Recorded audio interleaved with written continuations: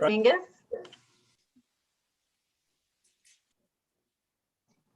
Councilmember Dominguez. Present. Councilmember Chua. Present. Vice Mayor Montano. Here.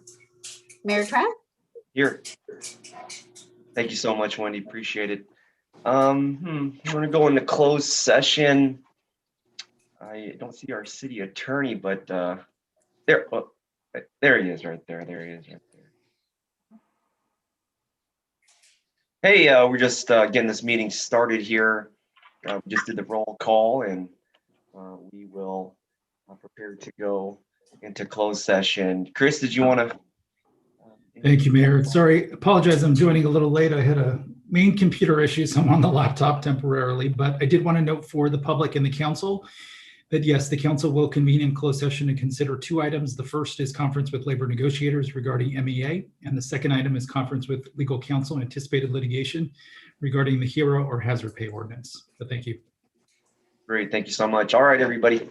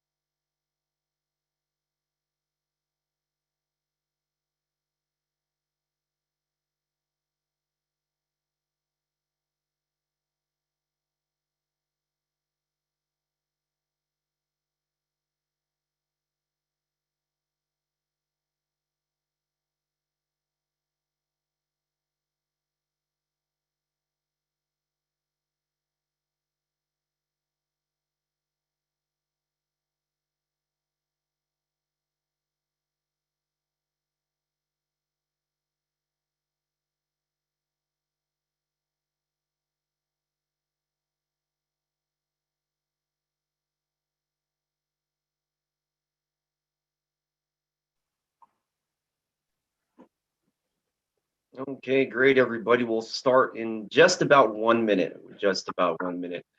At 6 o'clock, we will continue on with tonight's a special Milpitas City Council meeting. It's the budget study session night. Thanks for tuning in, folks, all across the interwebs, the cloud of Milpitas.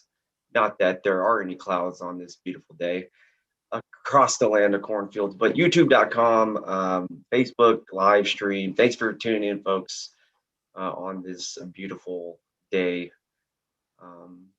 Okay, great. It's 6 o'clock, and we, as a city council, just came out of closed session. We'll check in with our city attorney, Christopher Diaz, for any announcements. Thank you, Mayor. Just wanted to note for the record that council did give direction to staff in closed session, but there is otherwise no reportable action. Thank you. Okay, great. Thank you so much, Chris. Next up here on the agenda, folks, tonight is the Pledge of Allegiance. Please stand as you may.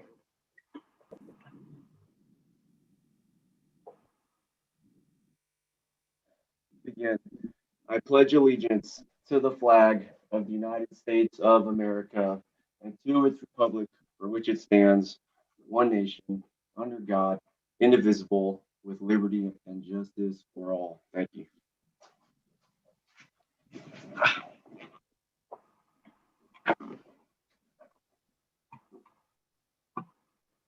Okay, moving on here to the public forum. Moving on to the public forum. I do not believe we have presentations tonight. Moving on to public forum. All right, let's see who's here with us. Check on the Zoom.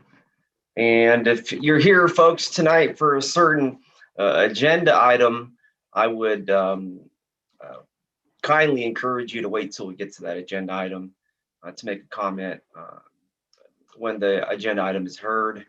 However, if you're here for the public forum, welcome. And so we'll do 2 minutes. We'll do 2 minutes for the public comments tonight. And here we are, public forum. First up, we have Sean Rawson.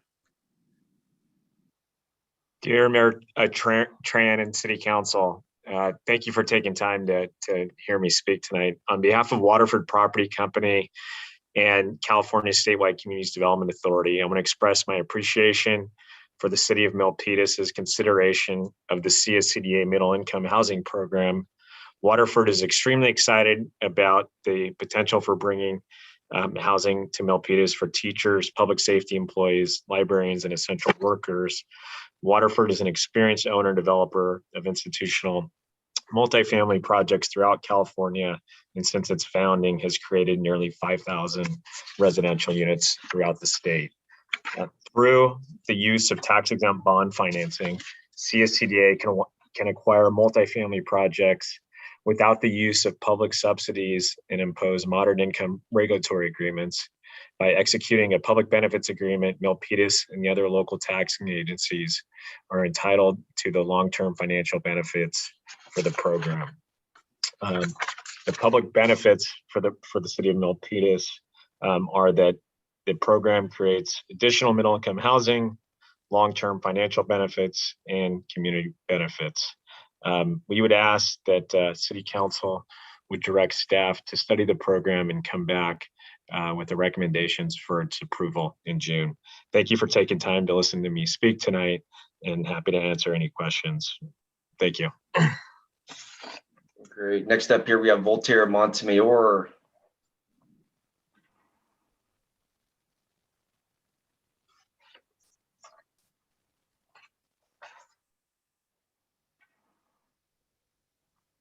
Mr. Montemayor, if you're there, please, it is your turn to speak. Welcome.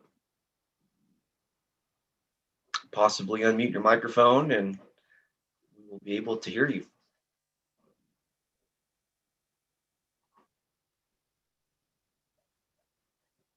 I do see your name there, and the display is showing that you are muted. And if you unmute yourself, we'd be happy to hear from you. If not, we can't wait around too long, and we will take your public comment at the end of the meeting. We're going to move on here. I'm not sure if we'll take your public comment at the end of the meeting. We can always do that. Everybody gets a chance. Okay, great. I don't hear you, Mr. Montemayor. Moving on here to announcements.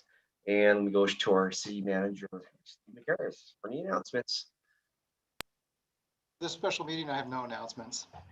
Okay, great. Thank you. Thank you. And I'll be quick with my announcements. I just want to thank the Vice Mayor and Councilmember Chua for beautifying Milpitas. I know we got an event happening this Saturday. Maybe Councilmember Chua would like to speak on it. Oh, sure.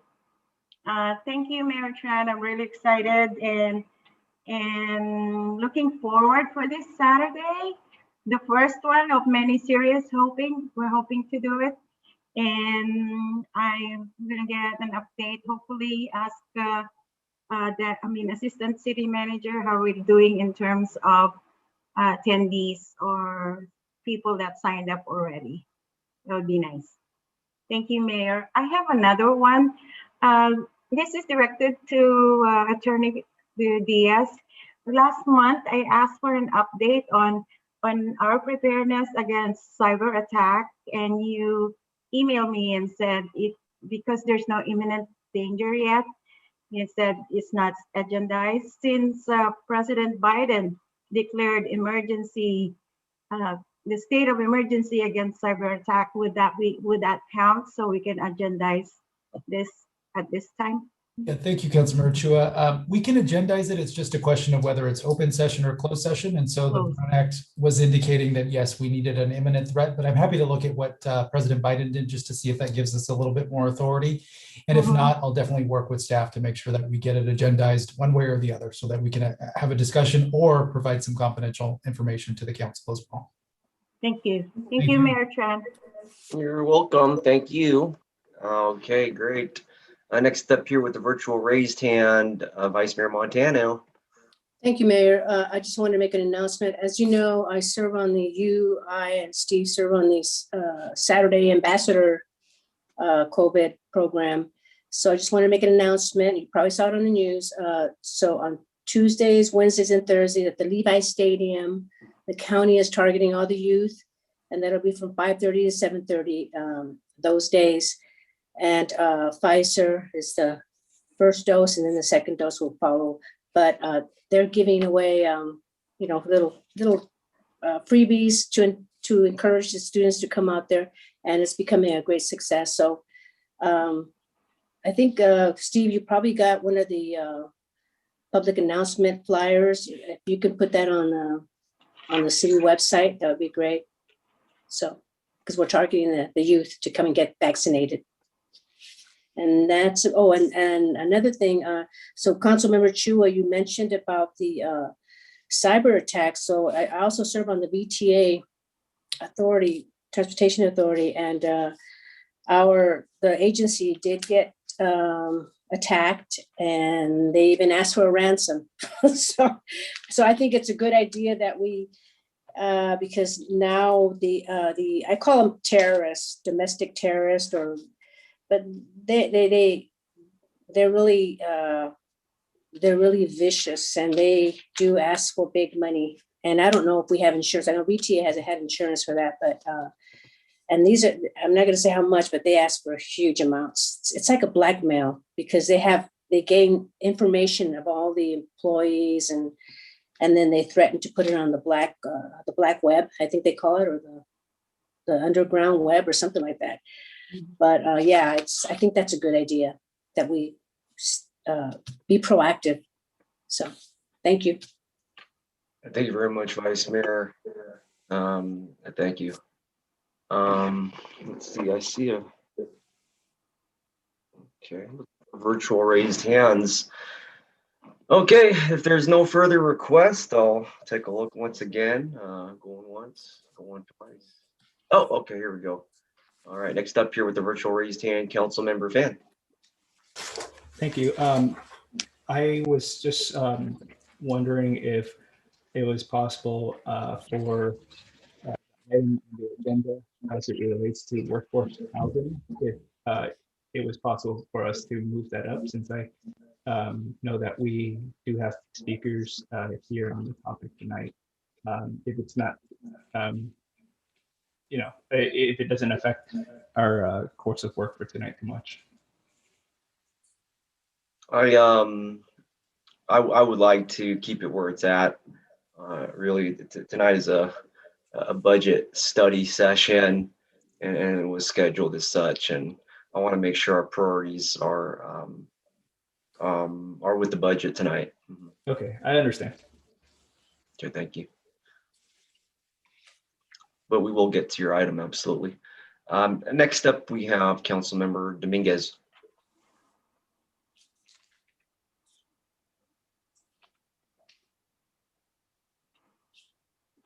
And if you'll unmute your microphone, we will hear you. Potentially, you may be having some technical difficulties. I'm not sure. Okay. Hello, can you hear me? Okay. All right, next up, I'm not sure if you heard me, but you're up next, Councilmember Dominguez. And just unmute your mic and we'll be ready to go.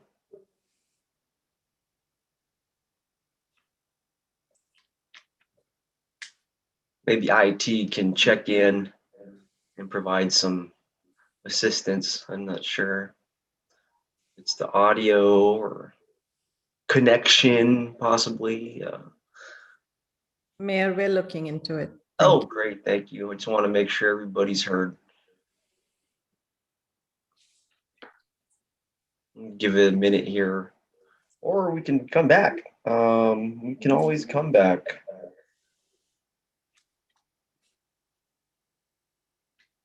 We'll need the council members' technology to operate. We're going to have a successful meeting. And so maybe we'll troubleshoot the issue here at this moment.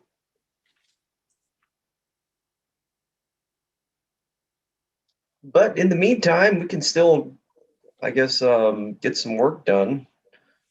Although we will need a response for next couple items. Can't really move forward actually without having the council member present. Announcements, campaign, and all that stuff, and conflict of interest. I just want to make sure folks are eligible to vote tonight. We're going to need folks to pass that test.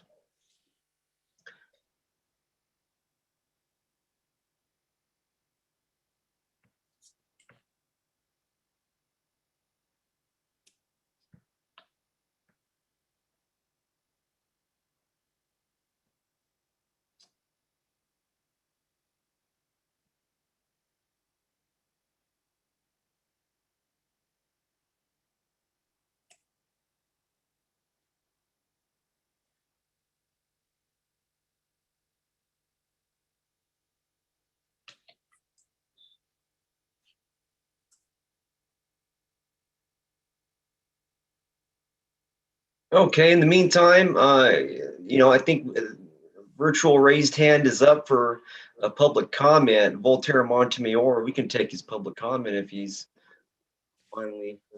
Oh, thank you. Okay, we'll just take your comment now since we got a little time. Yeah. Yeah, I found about it. Anyway, there was a previous speaker for the public forum. I'm also avoiding, I think it's hard to avoid to touch the tonight's agenda. I just want to comment or greet, extend my greetings and appreciate all of you. Yeah, the employees and the staff, city public officials.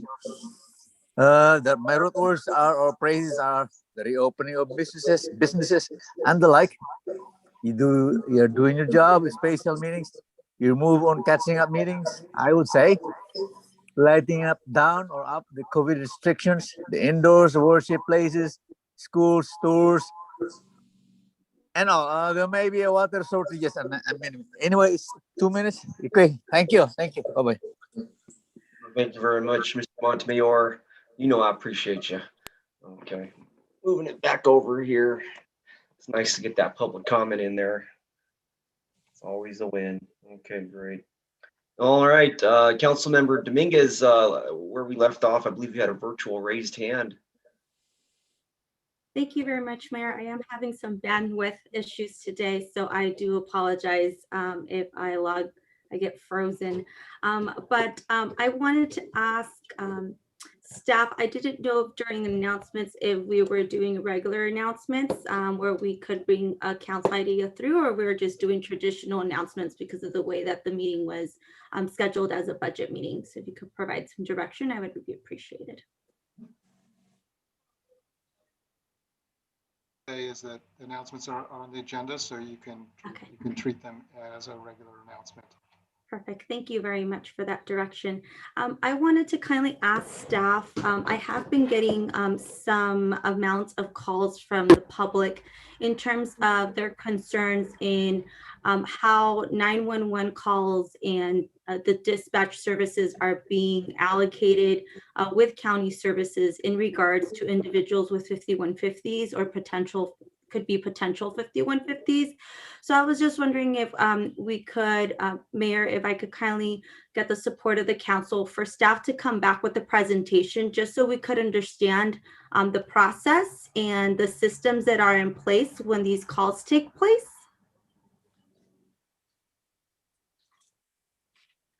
I think that's fine. I just am thinking when would be the right time. I would like to balance our budget first before we do any other items for the future. And so I'm in support of bringing that information to the public, just our current process, and it'll be a great opportunity for our police chief to help provide information for us also. Just, I think for me, I recommend after we balance the budget to bring that back. Just looking at tonight, we already have multiple items that do not directly relate to the budget study session for which tonight we gather. Thank you. Okay, great. And so I look forward to seeing Councilmember Dominguez's item come to us after we balance the budget. Okay, next up we have Vice Mayor Montano. Thank you, Mayor. One more thing that I forgot to mention, but I would like for a future item, that's one of our ideas, is to create a special fund, the city council to allocate some monies into a fund for benevolence. For example, and I'll give you a clear example. So Peggy Pecco passed away last week or 2 weeks ago. And so I wanted to get her some flowers, the city, but the city said, well, they can't do that because it would be a conflict of interest, or it's actually not a conflict of interest, but it's, well, sort of, because it's using public funds. So I was thinking, well, perhaps we can, the council can maybe deduct $5 out of our paycheck to put in a special fund. So that way, when any member of the public that is a community leader, or we can have that fund to send out flowers. So that's why I was thinking perhaps we can discuss that in the future. If you can put that in a future item, I'd appreciate it. Yeah, definitely. I think that'd be great too. Let's do that in the future, and we'll see what other cities are doing, if that's a practice and if it makes sense. No pun intended. Okay. Makes sense. Yeah. Okay. Okay, great. All right. Plenty of opportunity next week as well, folks. We're meeting next week as well. Let's go ahead and move towards the budget. Next up on the agenda is announcement of conflict of interest and campaign contributions. Chris. Mayor, thank you, Mayor. At this time, I'd ask the mayor and each council member whether he or she has any personal or financial conflict of interest related to any of the items on tonight's agenda. And we'll start with Councilmember Pham. None. Thank you. Councilmember Dominguez. None. Thank you. Councilmember Chua. None. Thank you. Vice Mayor Montano. None. Thank you. And Mayor Tran. None. Let the record reflect none to the first question. I'd also ask the mayor and Milpitas City Council to please disclose any campaign contributions of $100 or more received within the last 12 months. And I don't see any contracts on your agenda tonight, but because item 2 dealing with the American Rescue Plan Act could involve some sort of contract in the future, We'd ask disclose any campaign contributions from anybody who could be awarded money under the American Rescue Plan. And then also development project applicants on tonight's agenda. And again, you don't have any on tonight, but if you're aware of any that may benefit from item 4 and you want to disclose anything, I would encourage you to do so now. So we'll start at the end with Councilmember Fan. None. Thank you. Councilmember Dominguez. None. Thank you. Councilmember Chua. None. Thank you. Vice Mayor Montano. None. Thank you. And Mayor Tran. None. Let the record reflect none to both questions. Thank you. Thank you very much, Chris. You know, I'm going right back to you. Yep. So I will go ahead and read the council code of conduct. Be respectful and courteous. Words, tone, and body language matter. Model civility. Avoid surprises. Praise publicly and criticize privately. Focus on the issue, not the person. Refrain from using electronic devices while on the council dais. And again, this involves the Zoom format we're on today. Disclose conflicts of interest and affiliations related to agenda items. Separate governing from campaigning. The council speaks with one voice after making policy on issues. Respect the line between policy and administration. And finally, the council will hold one another accountable to comply with this code of conduct. Thank you. Thank you very much, Chris. And moving on to approval of agenda. I do want to make a motion to postpone indefinitely item number, let's see here. Item number 3. I want to move to postpone that item indefinitely. Item number 3, I need to go back into the community and have more conversations. If there are no objections, I'll move to postpone item number 3 indefinitely. Hearing no objections, that motion is carried. And I'll look to make a motion to approve the agenda if there are no objections. Hearing no objections. So Mayor Tran, before we take a second, I just wanted to note for the record. So this would be a motion to approve the agenda with the postponement of item 3. If anyone from the public is here to speak about item 3, we'll take that public comment before the council votes to approve the agenda. But otherwise, we would just be looking for a second to the mayor's motion. Second. No, yeah, absolutely. Should we take the comment first, or does it matter? Not too much, huh? We could take the comment now. That's Okay, fine. if anybody's here for item number 3, I'm making a motion to postpone it. I need to go back into the community and have more discussions, but we want to welcome you tonight and give you the opportunity to speak on it. And we're doing 2 minutes tonight. And so I do see the virtual raised hands. And first up here, we have John. Thank you, Council, for the opportunity to speak tonight. My name is John Gomez. I'm a 13-year grocery worker and a member and representative of UFCW Local 5.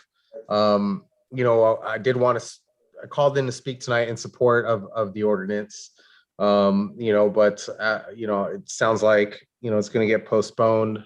I do urge the council not to postpone it, as, a time kind of is an essence, and it would be nice to see this happen, an opportunity. Again, we really do support this, and any information you may need, please feel free to reach out to UFCW Local 5. Happy to help as far as any information that you may need. Again, understand, Mayor, your desire to do more community, outreach, but considering the time frame we're looking at, I do ask that we move forward with this sooner rather than later. Thank you for the opportunity to speak. Yeah, no problem. I hear what you're saying and feel the same way. Next up, we have Ron Lind.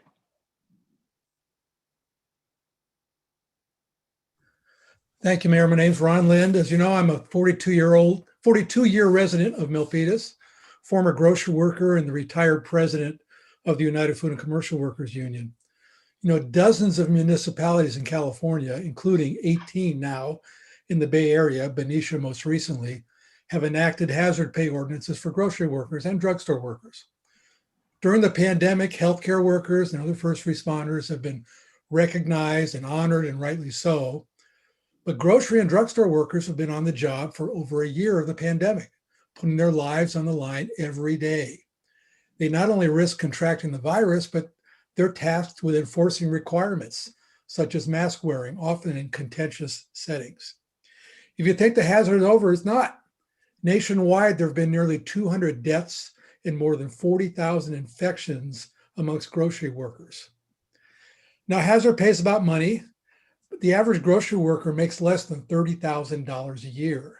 They deserve to be compensated for the work that they have done. They're heroes. If you don't want to think about this as hazard pay, think of it as hero pay. They have continued to do the work, keeping the food on the tables of our residents. I urge you not to put this off for a long time. I urge you to agendize it and to do it soon. Thank you. Thank you, Ron. I appreciate that. And I will meet with you here in the very, very near future. I will meet with you. Okay.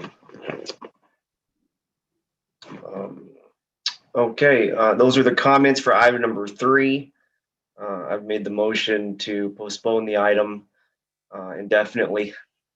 There were no objections. And so now we're on the approval of the agenda. And if there are no objections, Councilmember Dominguez, you have a virtual raised hand. Thank you very much, Mayor. For the previous item, I do object. I just don't know how it could be reflected for the record. Okay, I'll just make the motion then. I'll make the motion to postpone item number 3 indefinitely. All in favor, looking for a second. How about that? Second. Okay, we have a second by the Vice Mayor. All in favor, virtual roll call. Councilmember Finn. Aye. Councilmember Dominguez. Nay. Councilmember Chua. Aye. Vice Mayor Montano. Aye. And myself is an aye. That item has been postponed indefinitely. All right, moving on to the approval of the agenda. If there are no objections, I'll move to approve the agenda. Hearing no objections to approve the agenda, the agenda has been approved.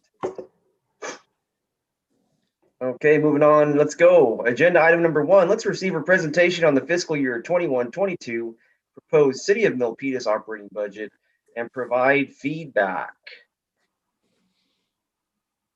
Mayor, just want to confirm with our city clerk, does she have enough for the minutes just on the approval of agenda? I know that you did go ahead and move it, and that is within, I believe, some of your authority, but whether we need a motion in a second and a formal vote. There was actually, prior to redoing the vote for postponing item 3, there was actually a motion and a second, I believe, by the Vice Mayor. I wasn't sure if we wanted to do a roll call for the approval of Mayor, the. I'd recommend just for the minutes that, Mayor, we may want to do that. And I know it's a lot of work, but it'll just reflect better in the minutes. Okay, so I'll move to approve the agenda. Looking for a second. Second. Thank you very much, Vice Mayor. All in favor of virtual call, Councilmember Finn. Aye. Councilmember Dominguez. Aye. Councilmember Chua. Aye. Vice Mayor Montano. Aye. And myself is an aye. There are no objections. Thank you very much. Thank you, Mayor. And we're back to item number 1, folks.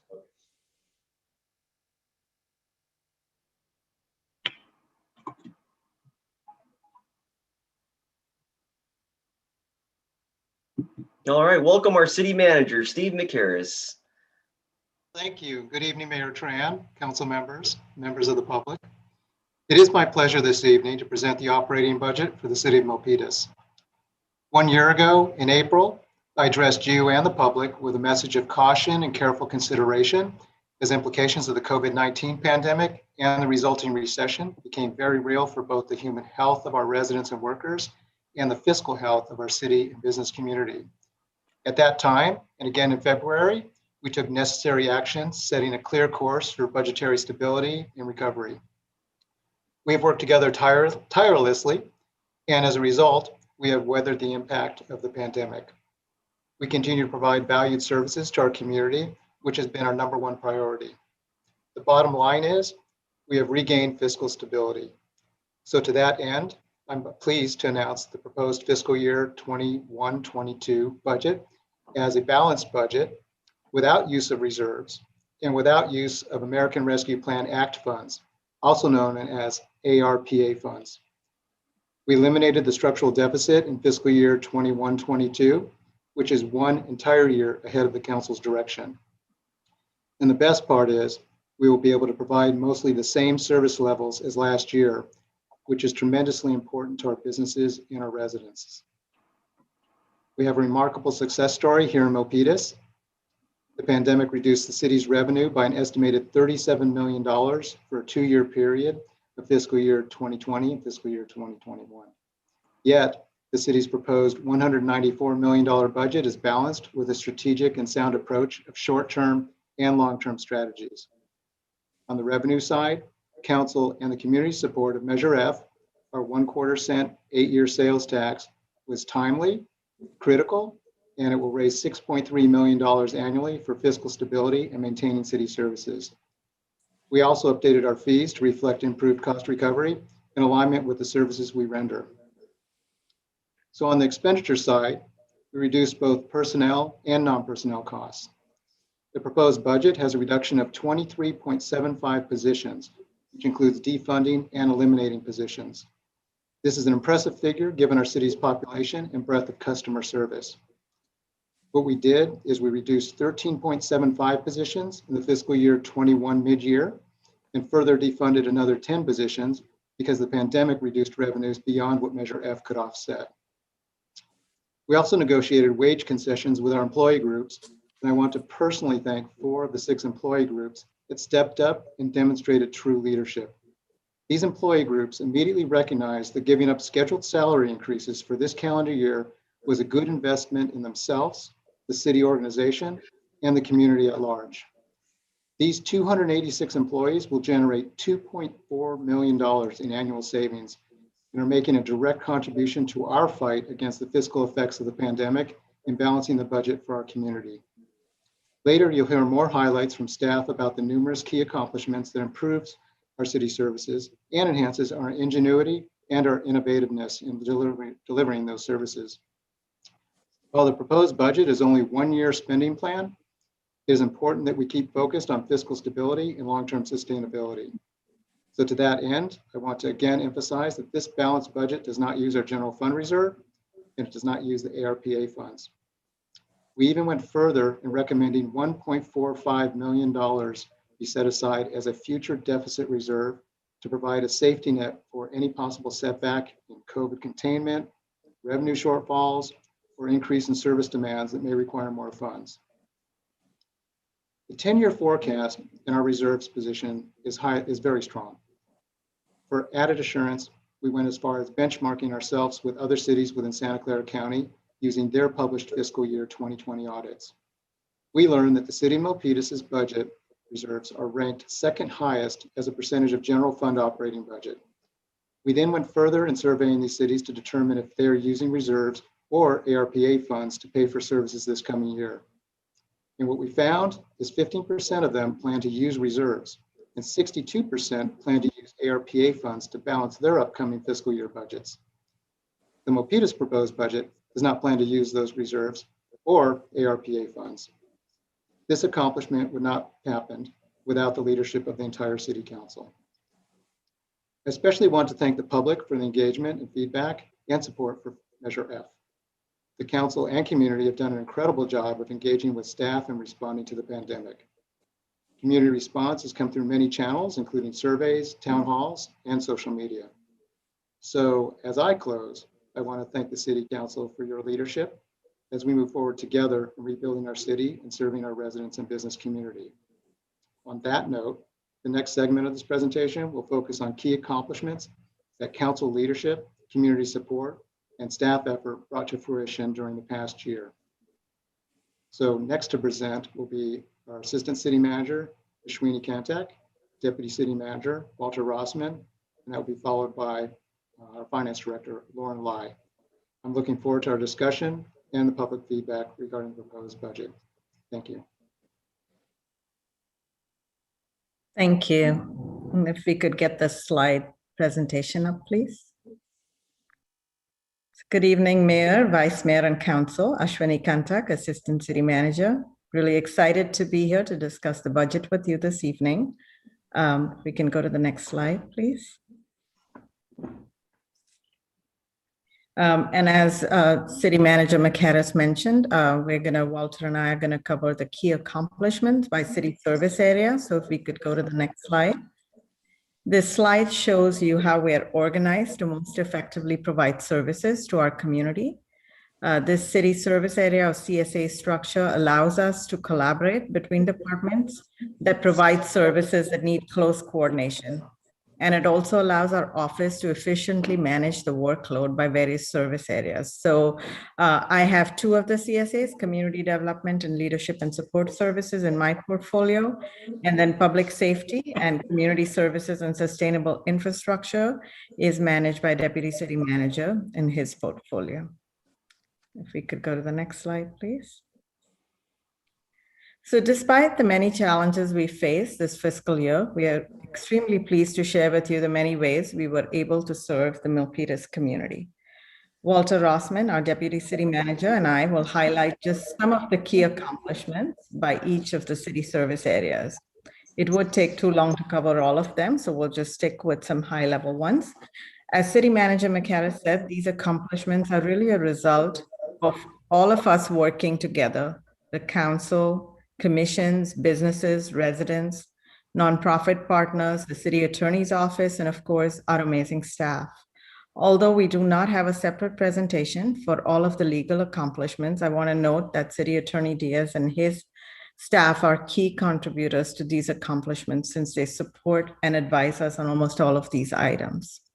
So this is the Community Development CSA area, adoption of Milpitas 2040 General Plan update that happened on March 9. That was a huge milestone for the city. As we all know, the general plan establishes goals, policies, and actions to guide really how the city is going to grow and evolve over the next 20 years. In addition to the goals and policies that are in there related to land use, transportation, and open space that you typically see in general plans, our general plan also includes separate elements with detailed policies for economic development, community design, conservation and environmental sustainability, utilities, public safety, noise, as well as community health and wellness. In addition to this long-term visioning document, we also have updates to two major specific plans underway. The Transit Area Specific Plan, which is now being branded as the Milpitas Metro Plan, as well as the Midtown Specific Plan, which will be renamed as the Milpitas Gateway and Main Street Plan. It's exciting to have all of these efforts work in concert with each other and also with many other strategic planning and master planning efforts underway. Combined, these specific plans are anticipated to spur job growth and revitalize many areas of Milpitas, including historic Main Street and the Calaveras corridor. The Metro Plan is anticipated to be completed by the end of this calendar year. And for the other plan in April, the planning department actually initiated a series of 3 community conversations to gather ideas from Milpitas residents and business owners on topics related to business development, mixed-use housing, and historic preservation on Main Street. So this specific plan update will officially kick off in late July or early August this year. On business assistance, now starting last fiscal year and continuing into this one, our Office of Economic Development significantly shifted its priorities due to COVID-19. While still engaging in business attraction and retention efforts, our staff has been focused on business resiliency, recovery, and assistance to help the business community through financial hardship during the pandemic. We've assisted and engaged with a variety of businesses, as well as increased our outreach and communication with the Milpitas business community. So there have been well over 1,000 unique business assistance requests. Our staff reached out to the business community through 9 webinars, over 50 constant contact messages, as well as other engagement efforts, including the Shop Local campaign. And all of this really was the goal of ensuring that the Milpitas economy remains healthy and vibrant through these challenging times. In partnership with the Milpitas Chamber of Commerce and the Lions Club, we also reached out to 225 restaurants with the Restaurants Assistant campaign, and also engaged 82 Milpitas and Silicon Valley hotel and travel business reps. They were engaged as part of the hotel and travel industry report. Now, with council leadership, we were also able to successfully partner with Enterprise Foundation to provide $5,000 grants to 38 micro enterprise businesses that had been impacted by the pandemic. And this was very competitive. We received over 200 applicants. So there was obviously a great need. In addition, staff continues to focus long-term on vital business attraction and investment efforts in Milpitas. We've seen some significant leases signed, real estate activity, including several companies actually relocating from neighboring cities, with the most recent move being that of Corsair Gaming, company that moved from Fremont to Milpitas. On the housing assistance front, we've actually had a lot of activity, as you're aware, and also with your direction and leadership. We moved forward on a variety of programs and services related to housing assistance, including an agreement with the county for homeless outreach and assessment services, mobile shower and laundry services pilot program for unhoused residents. We also continue to provide resident resources and housing assistance programs through rent relief, as well as partnerships with nonprofits such as Project Sentinel, Next Door Solutions to Domestic Violence, Catholic Charities, and Rebuilding Together. Our rent relief program has provided assistance for 85 households and over 280 residents in the amount of about $450,000. Accessory dwelling units could be a great way to add more affordable housing options and increase property values in Milpitas. So in March, based on council direction again, we launched ADU Mondays to facilitate a more streamlined process for permitting ADUs. We also rolled out online tools and a user-friendly process to enable our residents to easily build accessory dwelling units. And then continuing to provide excellent services through the pandemic. So early on in the pandemic, we very quickly pivoted and offered online plan review services. Right from the onset, we established safety protocols and published comprehensive information to keep residents, developers, and builders informed about how they could access our services. As you'll see in the next slide, from the next bullet, from the volume of activity, although City Hall has not been physically opened, we have continued to provide excellent service to our residents and businesses. So just between last July and April of this year, we issued 2,820 building permits with a valuation of $168 million, 214 planning permits, 176 encroachment permits. We completed about 4,700 plan reviews and almost 17,000 inspections. We also entitled 8 major residential and commercial projects, conducted 9 zoning administration hearings, which you know is a new process that was approved by council to streamline planning approvals. And staff from fire prevention, planning, and economic development quickly developed an outdoor dining program and approved over 60 applications. And then we are always looking for other ways to fund our services. And so we continue to apply for several grants. We've actually been quite competitive and been successful in receiving, getting some grant awards. So we recently got a $1 million grant award from VTA for on-demand first last mile shuttle, $310,000 from HCD for some design standards that'll help with housing production. Another $300,000 of a local early action planning or LEAP grant from HCD as well for housing production, and also received a $70,000 grant from United Way to provide rent relief. And we have also applied for several other competitive grants, and we're feeling pretty hopeful about a few coming our way. And so you can see huge volume of work in this CSA. And if we can go to the next slide, please. So this is leadership and support services, and it includes the city clerk's office, city attorney, city manager's office, as well as IT and HR, and then communications within our office. So during the past fiscal year, we continue to lead the Emergency Operations Center, or EOC, at full activation. And while most of the focus has been on the pandemic, we also experienced several other emergency situations during the year, like wildfires and civil unrest and different demonstrations. Now, our office leads the work in the EOC, but it really takes staff from all across the organization to successfully operate during an emergency. So we were able to lead on many fronts during the pandemic through council leadership and excellent staff work.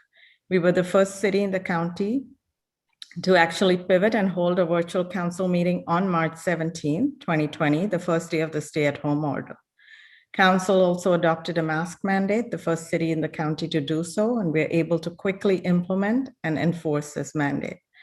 Our IT staff developed an easy-to-use self-help check-in app to enable the safety of our employees as they come into the workplace. We were also able to seamlessly provide city services by moving quickly to a virtual environment and offering online services, as I mentioned earlier. And as the orders and regulations continue to evolve, our office, working in partnership with the city attorney and HR, as well as several departments, had to quickly understand the rules and develop administrative policies and procedures to ensure compliance. So we are really proud of how all our employees stepped up to serve the community, taking on many additional COVID-related duties while continuing to do their daily work. You will hear more from our Deputy City Manager about all the additional work related to the pandemic that our fire, recreation, and community services and public works staff took on this fiscal year. Measure F, as Steve already talked about, the passage of Measure F was critical to maintain the city's fiscal stability with council leadership, community support, and staff work. This was a true partnership that will provide over $6 million in annual revenue to the city for the next 8 years. Again, you already heard this from City Manager McHarris. We're very pleased to be presenting you with a balanced budget despite the significant revenue loss, and doing this without the use of reserves or funds from ARPA. We were, of course, able to do this because of your leadership and community support on Measure F, and also concessions from 4 of the 6 employee groups, and a very collaborative and extensive effort from staff, which really needed a lot of creative thinking and hard work. Because of this, we were actually able to improve our reserves slightly, potentially improve, and also eliminate the structural deficit 1 year earlier than previously directed by council. In streamlining processes, we were already working on a lot of efforts to streamline processes and implement technology improvements prior to the pandemic. However, the pandemic was really a catalyst that accelerated the pace of change. We updated our procurement code and processes, implemented several technology projects like electronic workflow and approval for purchase requests and contracts. Also an online applicant portal and online recruitment process and interviews. We upgraded our computer-aided public safety dispatch system, modernized the city's GIS system, which includes our assets such as our utilities, street signs, and lights. And all this was to make sure that we could continue to deliver services efficiently and safely in a virtual environment. We've also been updating our city's intranet Mint to make information easier to access and to improve user experience and communications internally. In terms of policies, as we've shared with you before, a majority of our policies needed to be updated. Additionally, we know that we also need to develop several new policies. And so in this fiscal year, staff across several departments worked on over 30 policies, some of which have already been approved, others are underway. And working on these policies really often involves several departments and also many times negotiations with all of the labor groups. And so it is a significant work effort that's essential in making sure we're compliant with current laws and best practices. And then finally, on this slide, communications, which is always a critical part of the work we all do, but it becomes even more so during a crisis. So coordinating with our partners and conveying consistent messages to the community, whether it's related to the pandemic or the emergencies, whether it's providing information about city programs or seeking input on city projects and visioning documents. It is really a fundamental piece of how we engage with the community and deliver the best possible services to meet their needs. So in this past year, our public information officer, working with staff across all departments, helped us reach out to a diverse community in multiple languages. And in this fiscal year alone, we issued 55 information memos, 170 social media campaigns, and 14 press releases. And although we couldn't meet in person, we continued our engagement through 160 virtual meetings. It's a combination of council, commission, and other community meetings. And so I just wanted to do a shout out to Rochelle Curry from our office and Mike Liu, our IT director, who put in extremely long hours supporting work for this work for the most part of the fiscal year. It's now been spread across a few staff. And then we also created a fresh new look for the biweekly Milpitas Matters and expanded its distribution. Our PIO has been working with departments to restart our official Milpitas Connected newsletter, which should be reaching folks this week, over 25,000 households, and it highlights city programs and services, and also provides quite a wealth of resources to our community. And then in addition to ongoing communications, we continue to look for opportunities to create a positive narrative for Milpitas so that we can continue to attract good quality jobs and diverse housing options. So as discussed with you at the last meeting, we are looking forward to completing the work on community identification and branding and operationalizing it. And we think with Main Street revitalization being one of the near-term opportunities to make it a reality, that's an exciting place to start. And with that, I'll turn it over to Walter Rossman, our Deputy City Manager, for the next slide. Thank you. Thank you, Shawini. Good evening, Mayor and City Council members. I'm proud to present and pleased to present the accomplishments of 2 CSAs, Community Services, Sustainable Infrastructure, and later on Public Safety. In engineering, as part of the CSA, we brought you forward a 5-year CIP. We approved this just recently, and we'll take it to as part of the budget. We'll approve the budget actions for next fiscal year. While the CIP was revamped, we actually updated the budget system, revised the budget document itself for the CIP, which hopefully makes it more accessible to the public and to you. Engineering broke ground for Fire Station 2, funding which you offered or you approved through debt issuance partially in that last fall. We completed installation of the McCandless potable water well, and soon you will see groundbreaking for the construction of McCandless Park.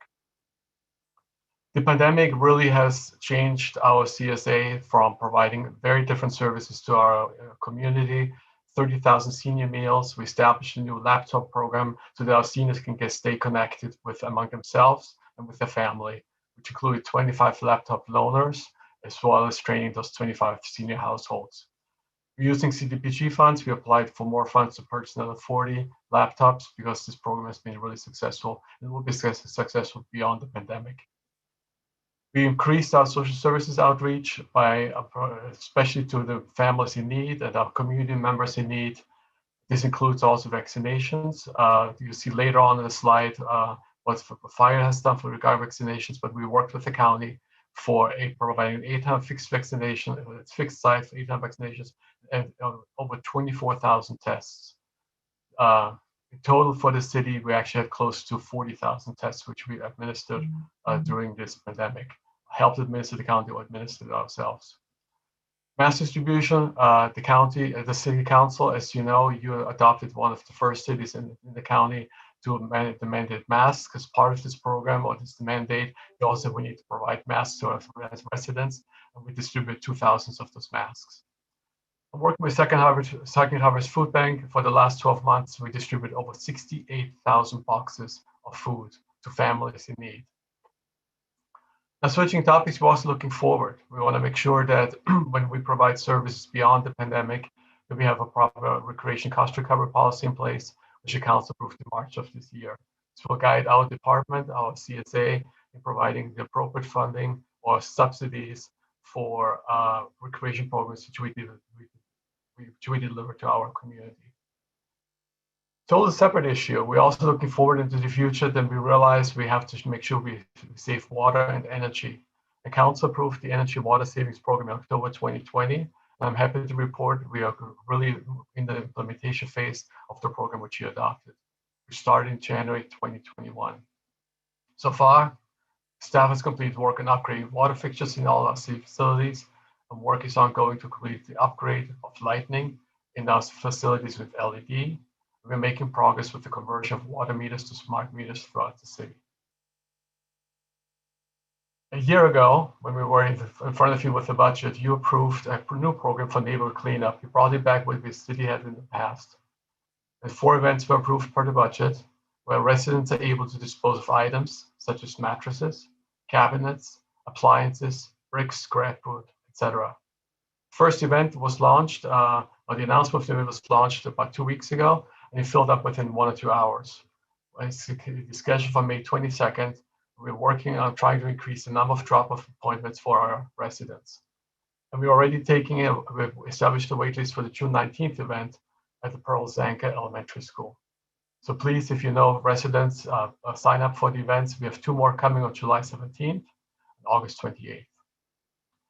Last year, you also approved the pilot street sweeping program as part of this capital improvement program, and the pilot began in March 2021 with 4 areas in the city included as part of this program. We plan to bring you a report on the program 6 months after the pilot has moved on. The pilot was approved for 1 year so that you get some feedback on how successful the program is, and also the difficulties or issues we've had with the program where we had to resolve. Switching to the next slide. As I mentioned, the fire department, as part of Public Safety CSA, administered 17,000 tests.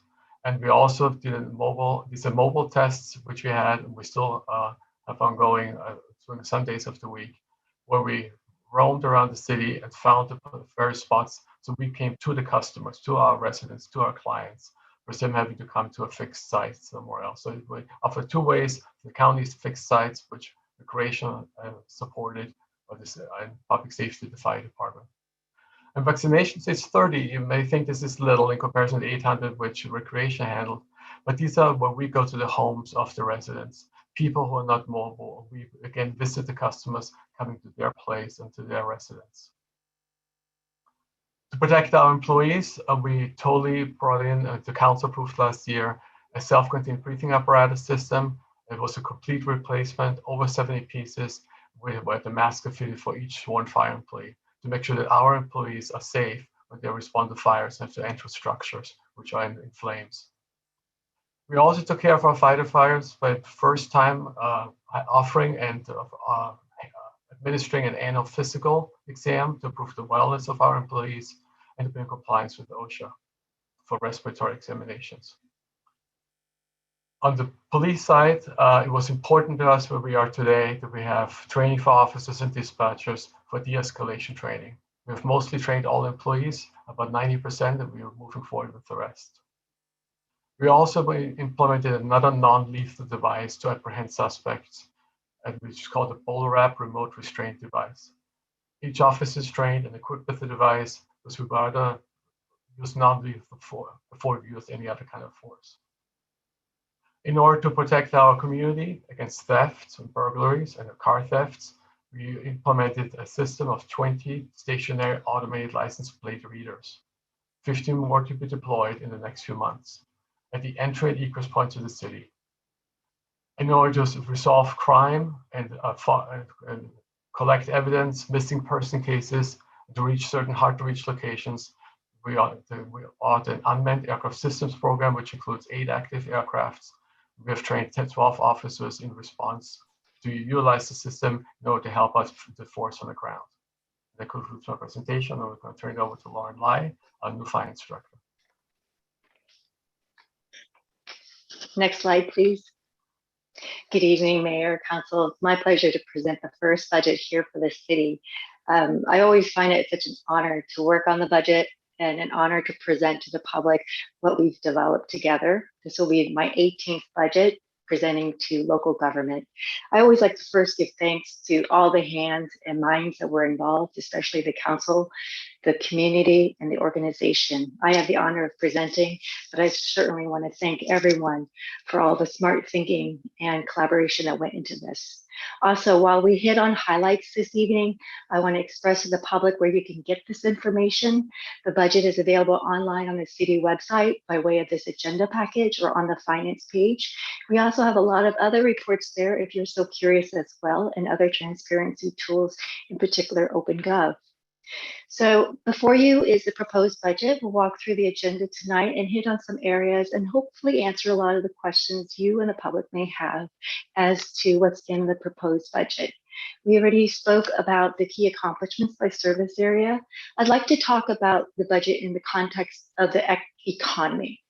You know, I think that's really important while we do one-year planning, is to look at the economy and the pandemic as a whole, briefly walk through the calendar and how we develop this budget, our priorities and approach, take a look, a macro view of all our funds and the complement of our services, and do a deeper dive into the general fund, which is where we provide a lot of our core services that members of the public are used to: police, fire, public works. In the area of the general fund, I'll walk us through how it's balanced, how we've eliminated the deficit. Also, we'll look at revenue diversity. In addition to Measure F, I think it's important for council and the public to understand and have a greater understanding of this important concept of revenue diversity. So we'll hit on about the top 4 revenues within our city. Then importantly, the budget is about providing services. So we'll have a discussion about service level for this proposed budget and how it slightly changes for next year, but mostly remains the same. And what we do here in governing, when we govern well, is create long-term stability. So we'll be looking at the 10-year forecast, having a discussion about the reserves, and last but not least, talk about policies and guidelines that shape what we do and help us stay in compliance with regulation and with an eye on long-term sustainability. Then we'll turn it over to the Assistant City Manager to talk about council referrals and council's next steps. Next slide, please. The economic outlook. Next slide. So when we look at this as a whole, we share a very hopeful outlook, not only from a health perspective, but also from an economic perspective. We are pleased to report that within the county, over 70% of the eligible population within our county has at least 1 dose of the COVID vaccination. We as a county have moved into the orange tier, which means more opening, more business, more mobility, and going back to business as usual, life as usual. Employment is also impressively improving.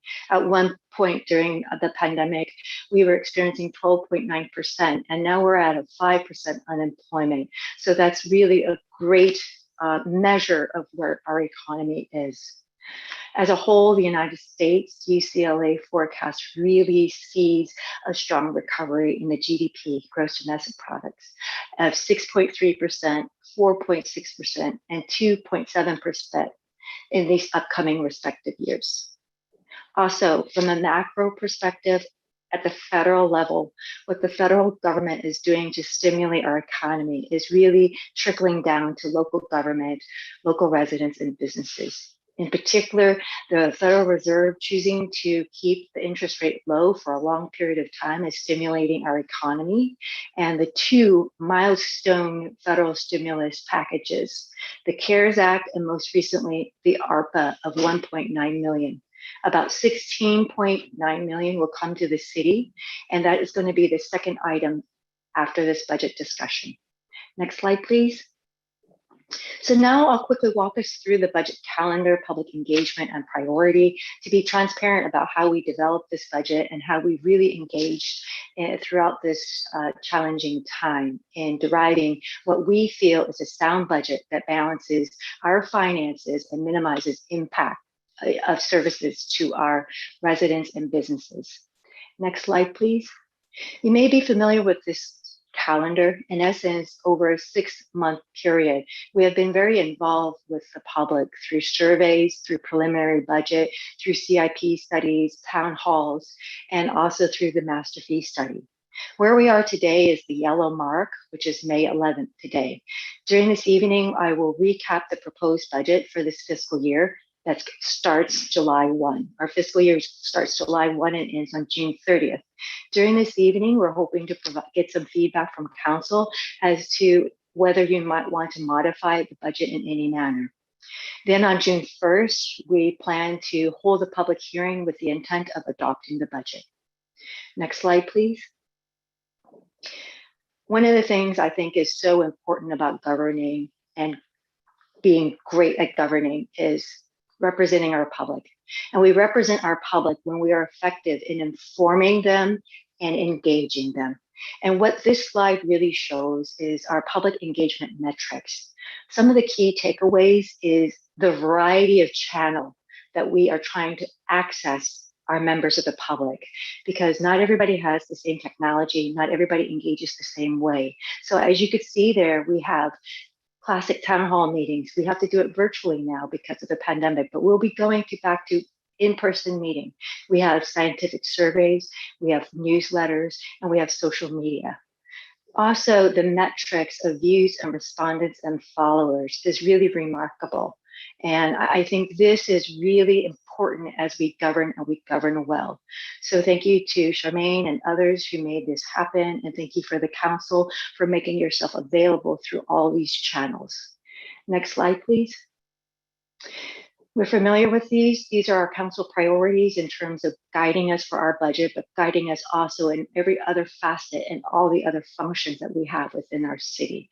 Community wellness, economic development, environment, governance, neighborhoods and housing, public safety, and transportation and transit. Next slide, please.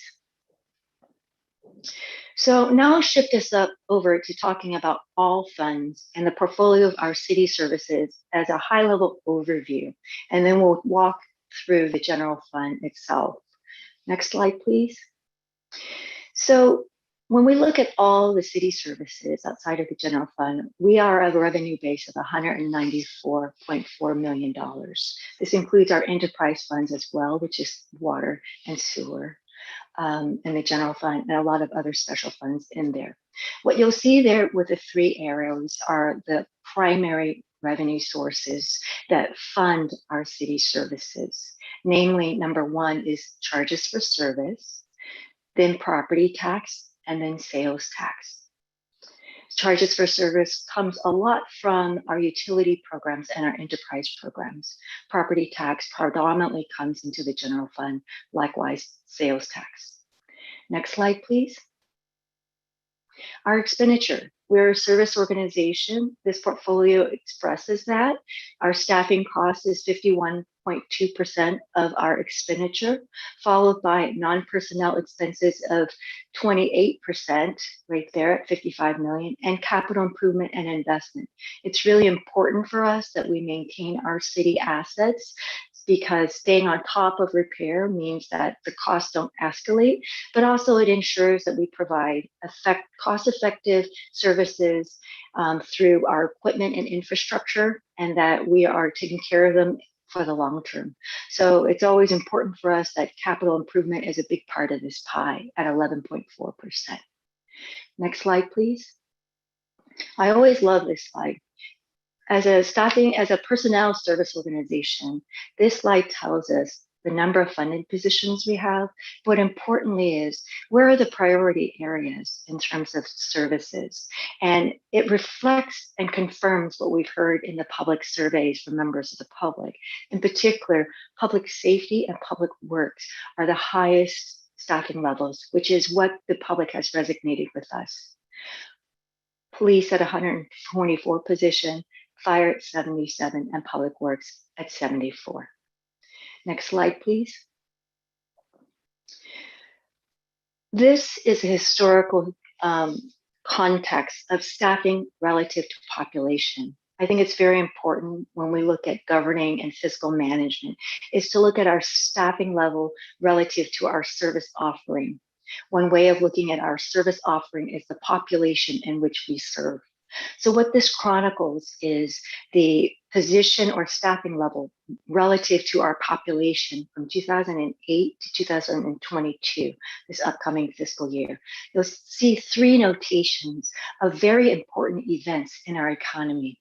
and also here for the city, the Great Recession of 2009, the RDA dissolution, which really had a fiscal impact on Milpitas, and certainly this pandemic. What you'll see there is that in 2008 and 9, at the Great Recession, there was a big drop in staffing, and likewise after the recession, the redevelopment agency dissolution, and then pandemic.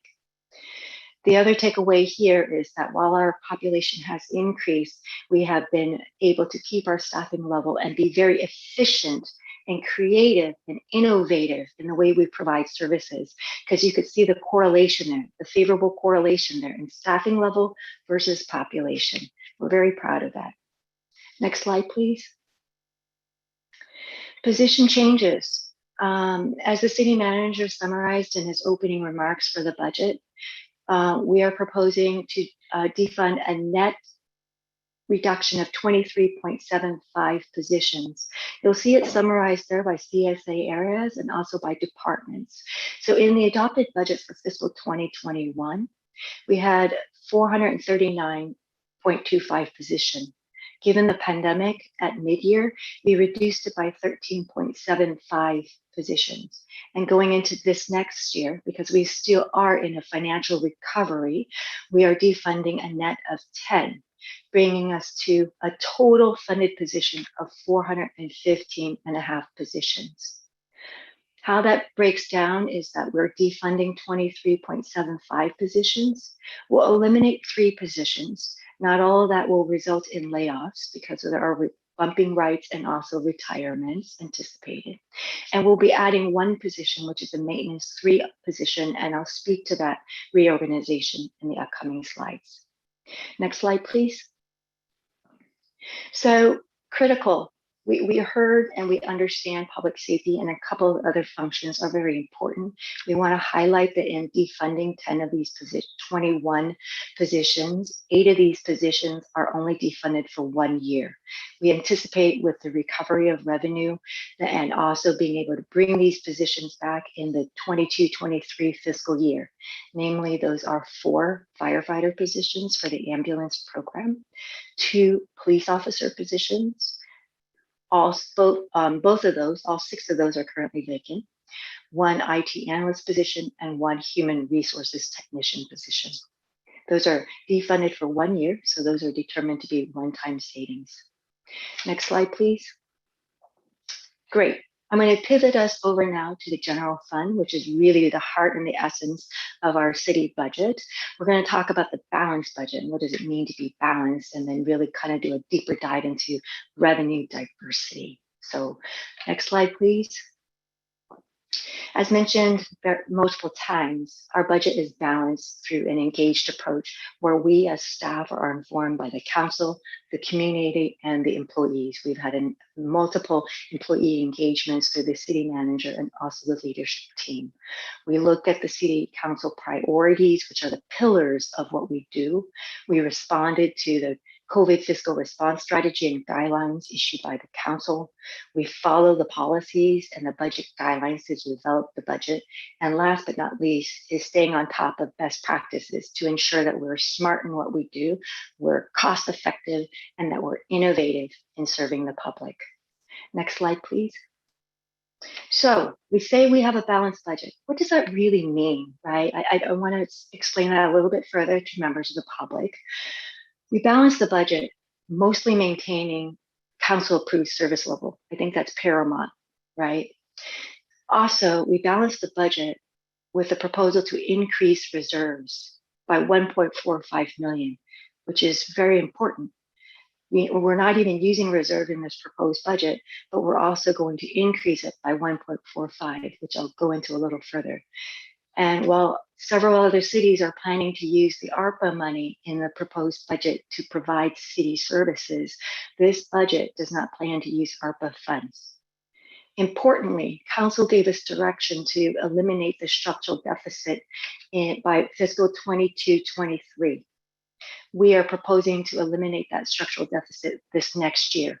So it's 1 year earlier than council's expectation. Last but not least, it is our hope that this budget demonstrates that we collectively, especially the council, is maintaining fiscal discipline, management, and stewardship over city public finances and ensuring long-term fiscal stability. Next slide.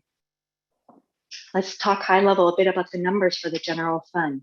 So the adopted budget, what you're looking at here is kind of a 5-year slice of the general fund represented in millions. The top number is the revenue, the bottom number is expenditure, or basically expenses for the city. And then the total there is either a surplus or a deficit.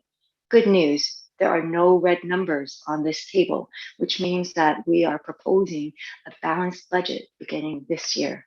You'll see there that we're still in recovery, right? Because the adopted budget in 2021 was 117 million. We're going to propose a budget this next year at 110 and a recovery of 116 and 121. Important takeaway here is that in these fiscal years, we're proposing a balanced budget. Next slide, please. Previously during February, during this pandemic, it's really important that we continue to monitor, report, adjust, and connect with the council on what's happening. So during February, we anticipated let's call it $7.5 million deficit. Some of the deficit was ongoing and some of it was one time. About 3.45 million was one time and 4 million was ongoing. We approached the resolving the deficit over a number of months, over a number of different strategies, as you could see there. And where we are today is that we've eliminated that 7 million, not only one time, but ongoing. And that's really impressive. So the next slide, if you can please advance it for me, what you'll see here is that important to balancing the budget is how we approach it strategically through a portfolio of different solutions, short-term, long-term, personnel and non-personnel, and also accounting and long-term savings. So you could see there, we reduced it through pension costs, non-personnel expenses, deferral of infrastructure or CIP, modifying our retiree medical savings, certainly position reductions, and thank you voters for Measure F. And last but not least, those 286 employees who stepped up and took wage concessions, which yielded $2.4 million of savings to the city. Next slide, please. Now I'll pivot our conversation over to revenue diversification. What you're looking at before you is a pie chart of the general fund's $110 million of revenue.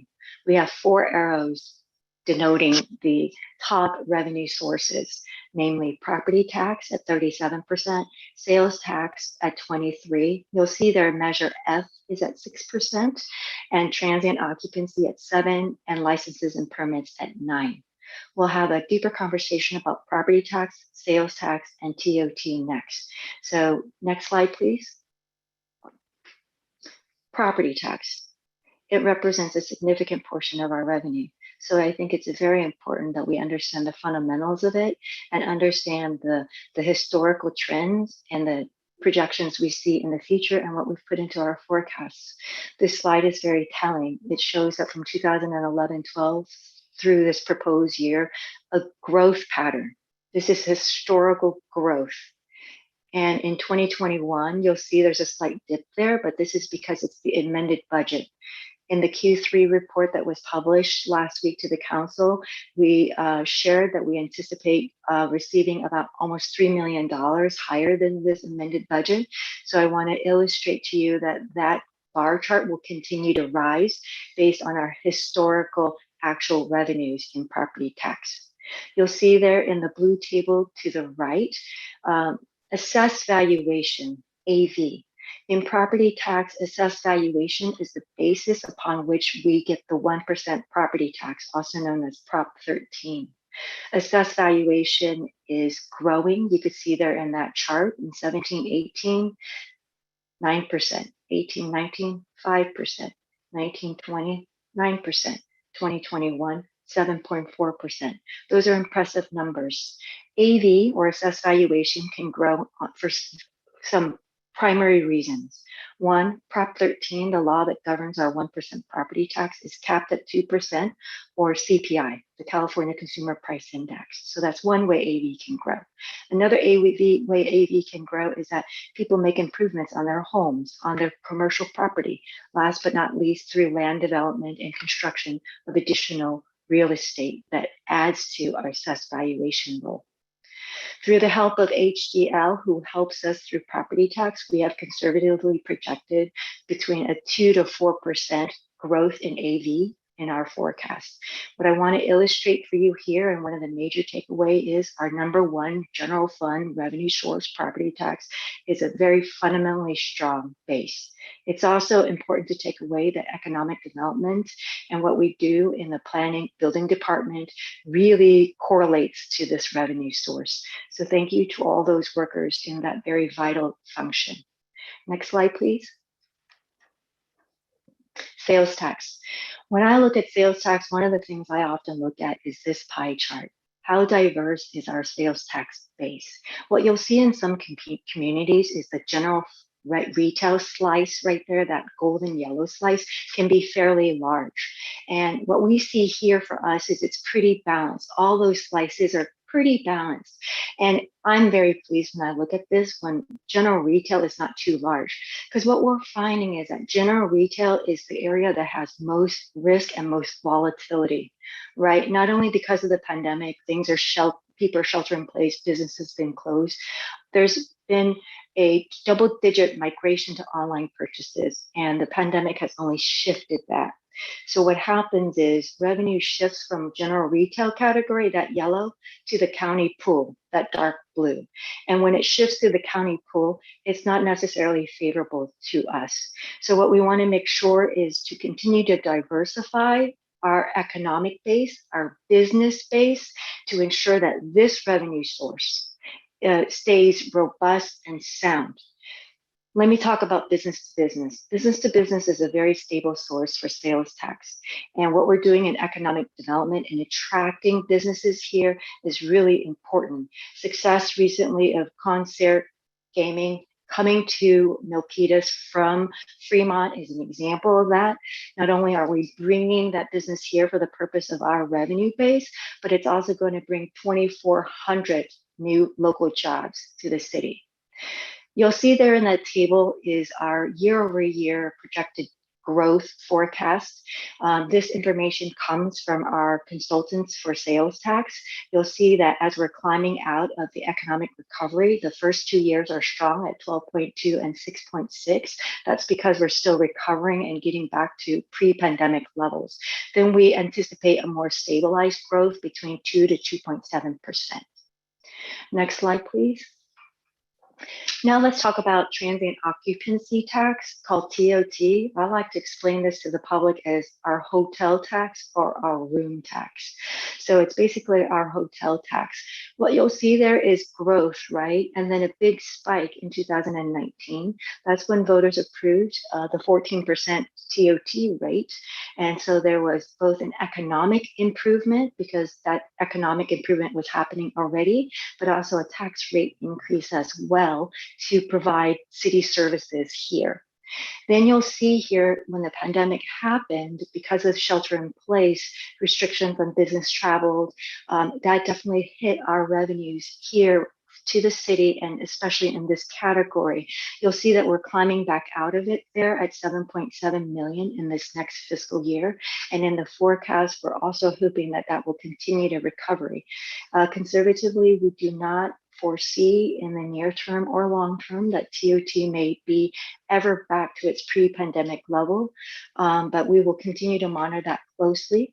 In the Q3 report, the financial report that we published to council last week, we are pleased to report that we're tracking fairly closely on TOT at the revised $4.4 million. We hope to be within $300,000 of that number, so we're continuing to monitor that very closely for the council. Next slide, please. Great.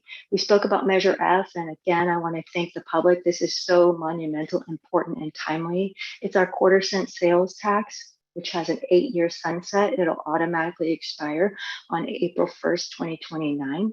It's estimated to bring in $6.3 million annually and for the next 8 years. Important here is that 100% of this revenue comes to the city of Milpitas.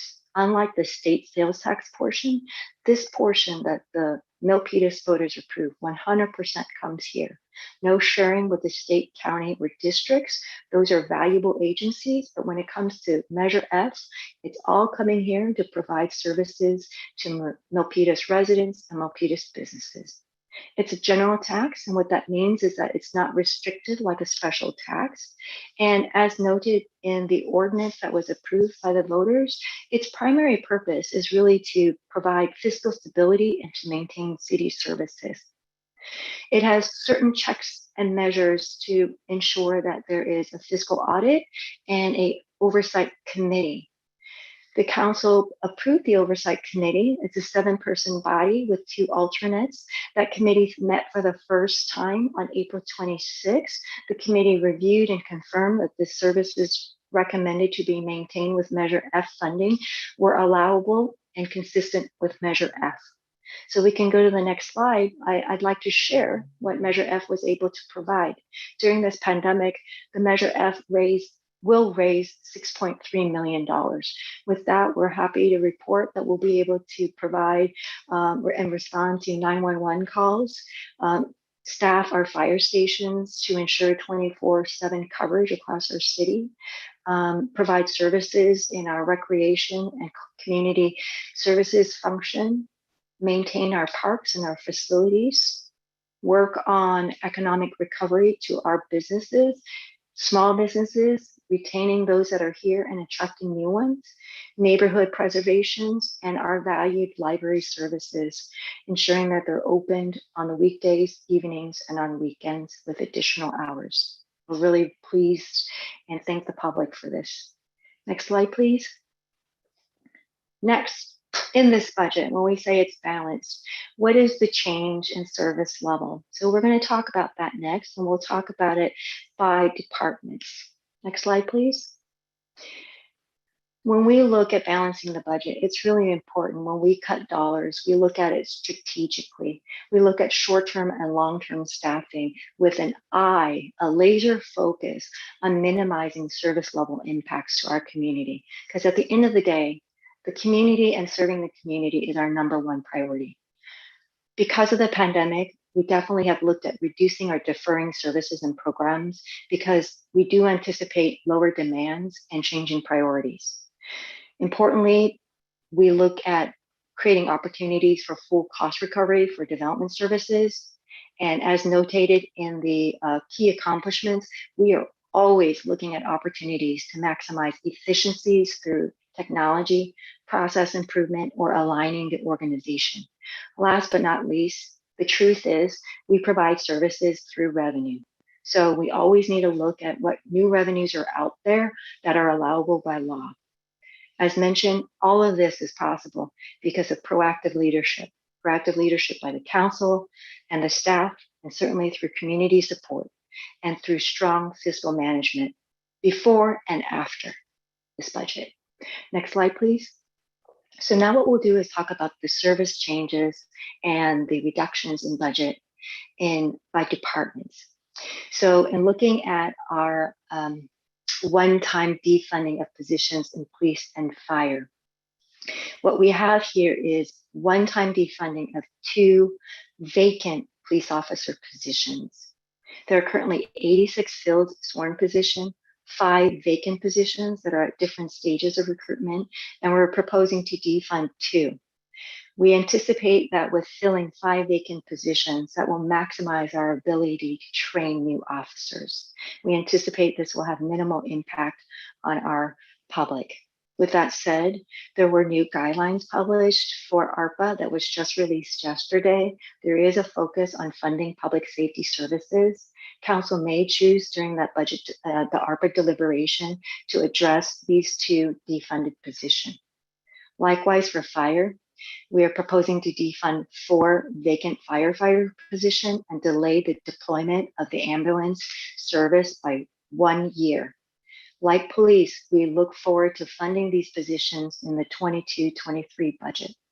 The complexity with these 4 positions also is that they are currently funded by the FEMA grant. We've applied for a waiver. We're awaiting an approval of the waiver. Should the federal government come back and not accept our waiver of defunding these positions, the council may choose to use ARPA money again to fund these 4 positions. Next slide, please. So in planning and fire prevention services, again, we're looking at cost recovery, maximizing our efficiency and aligning our organization.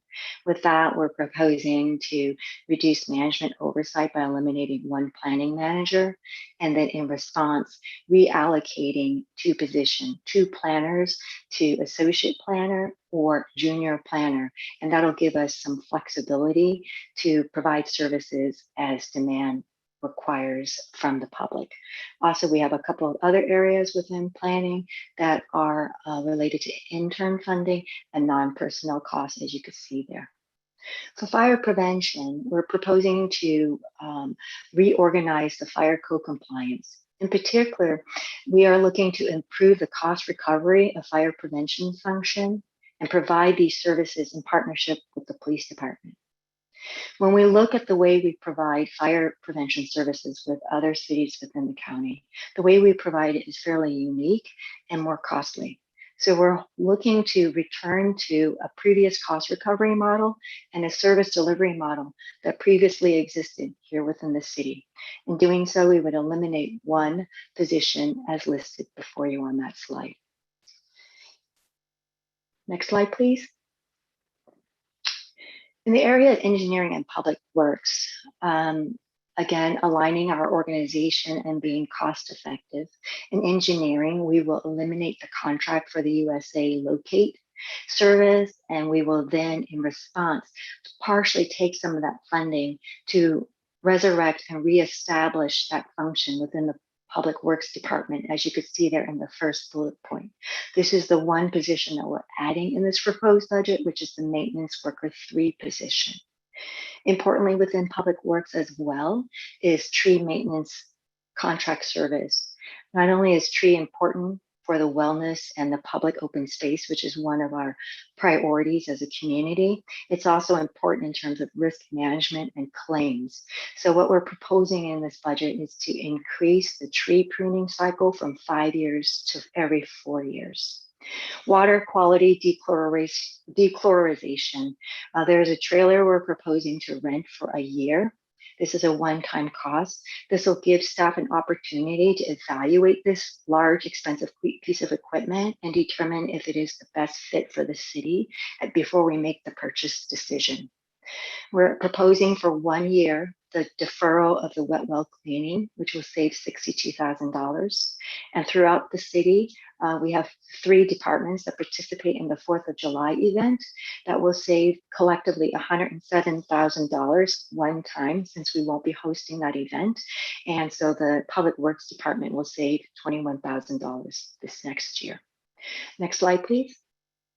Recreation and community services. In this area, we really looked at our short-term and long-term staffing, especially with an eye on minimizing impact and also looking at anticipated reduced demand.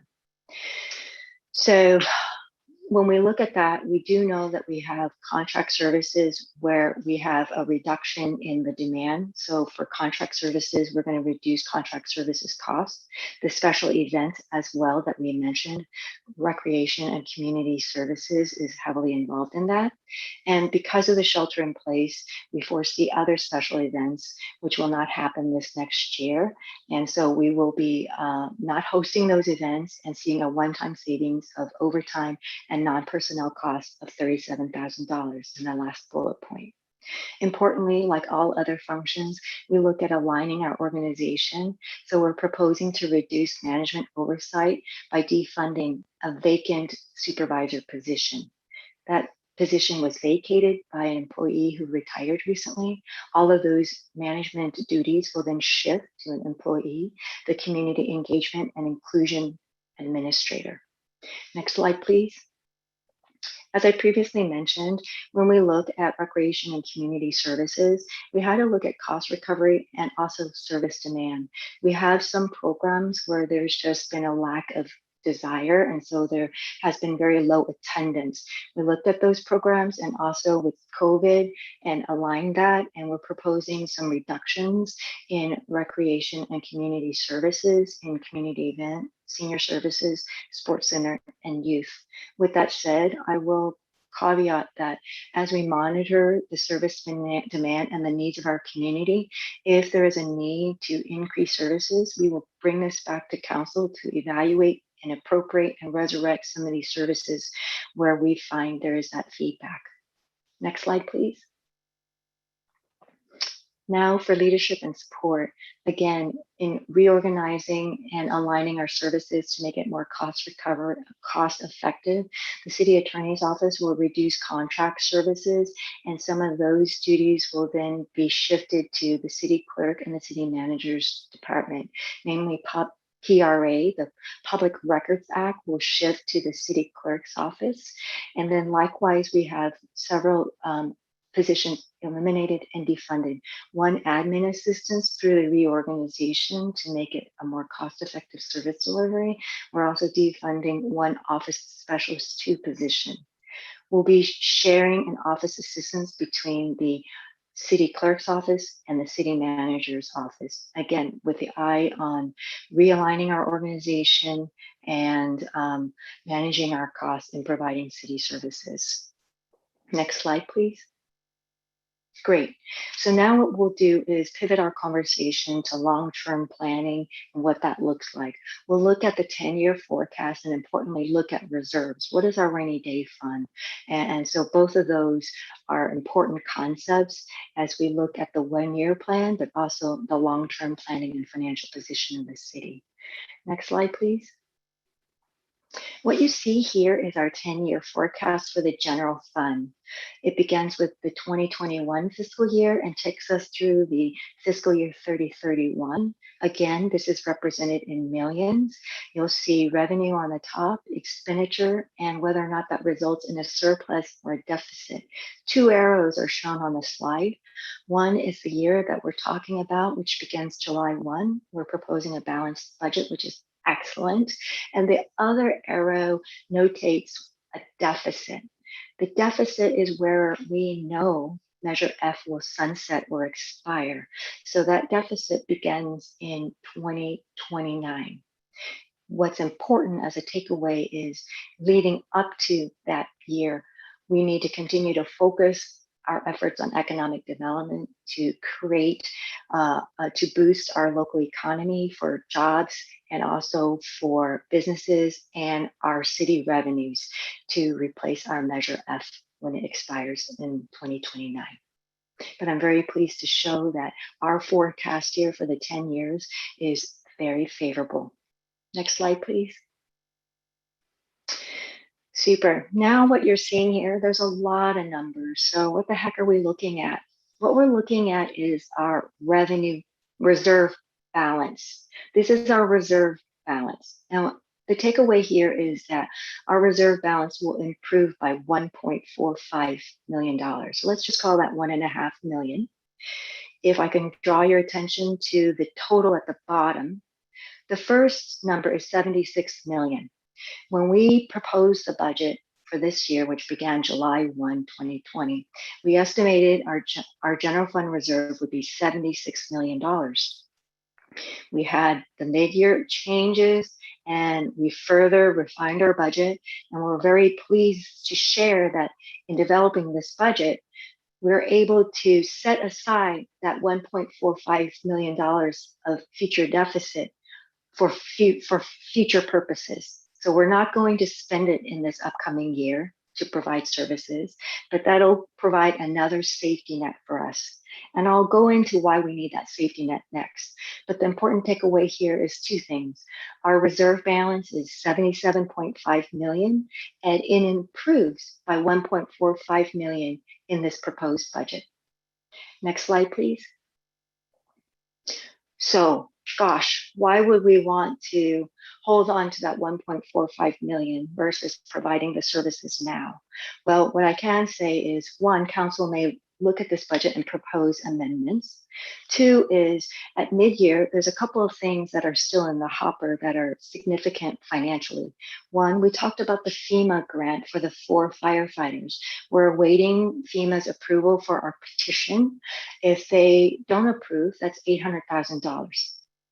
Also, as some of you may be aware, we belong to the plan JPA for our pooled insurance. The insurance increase above 70%. We're hoping the board will cap that at 40%. They will vote on that in June. If they vote and approve the 40% cap, great. If they don't approve the 40% cap, we'll need to come back and appropriate the additional insurance costs. Last but not least, we are still in a recovery of the pandemic. We want to be mindful that we have a parachute for any additional revenue losses that may happen due to COVID containment or otherwise. So that really is one of our thinking about the soundness of having that 1.45 million set in future deficit reserve. Next slide, please. So we were curious because we're smart and we're curious, and we want to kind of put what we're doing in the context of the county and the state. So we reached out and we did 2 studies in recent months. One is based on the reserve level. Where are we relative to our neighboring cities within Santa Clara County? As you could see there in the blue section of this slide, we're ranked second at 61% when we look at the audited financial statements that ended June 30th, 2020. What this says is Milpitas with $68.3 million. That is 61% of our general fund operating budget. Importantly, we rank second in terms of our reserve savings as a percentage of general fund budget. And you could see how we ranked above Sunnyvale, Santa Clara, and Mountain View. So that kind of gives us the context of our reserve level relative to our county and our just fiscal discipline. Kudos to the council. I mean that very sincerely. Secondly, we were curious as we were developing our budget and we're not using reserves or ARPA funds. How are other agencies getting by? Are they using reserves and ARPA fund? What's being developed in those proposed budgets? 15% or 2 of those agencies we surveyed plan to propose using reserves. Also, 62% or 8 of those agencies plan to use ARPA fund to provide city services. So it's pretty remarkable. We're able to present to you more or less the same service level as the current year without using reserves or ARPA to enhance and balance the budget. Next slide, please. Last but not least, really, really important are the policies and the budget guidelines. So I'll go through those real quick to highlight the areas that we thought were really important to update for council. For those that want some reading pleasure, the red line copy is attached to the agenda report and it denotes all the minute changes. So the next 2 slides would just give highlights as to the policies we thought were really relevant and timely. Next slide. On the fiscal policy side, we wanted to update the investment policy since we'll be bringing to your approval the Section 115 pension trust. The investment policy calls out for managing the risk of the investment with a goal of 3 to 6% over the next 5 to 10 years. Secondly, pension stabilization reserve is super important as we mitigate the cost of rising pension. What this update in the policy does is it removes the withdrawal from the reserve for the purpose of normal costs or operating costs for pension. So I think that's really important because what that does is it enables us to continue the discipline of putting money into that reserve. Last but not least, again, another category of reserve that's really important is general liability and workers' comp. As a part of the year-end close, what we've recommended is to take any available fund balance and put any surpluses from the budgeted savings in general liabilities and workers' comp back into the reserves to enhance those reserves and continue our fiscal long-term stability. Next slide, please. This slide summarizes the budget guidelines. Budget guidelines I think of as like the way we develop our budget or how we manage our administration of the budget. So in the budget guidelines, for efficiency purposes, we're proposing that the city council authorize to the city manager the authority to accept grants and donations up to $100,000. That will enable us to modify the budget for revenues and expenses related to the grant. Important, I always kind of think about what are the checks and balances with authority, right? So the checks and balances with this authority is that there will be no matching funds for these grants, no requirement for maintenance costs, and or future replacement costs.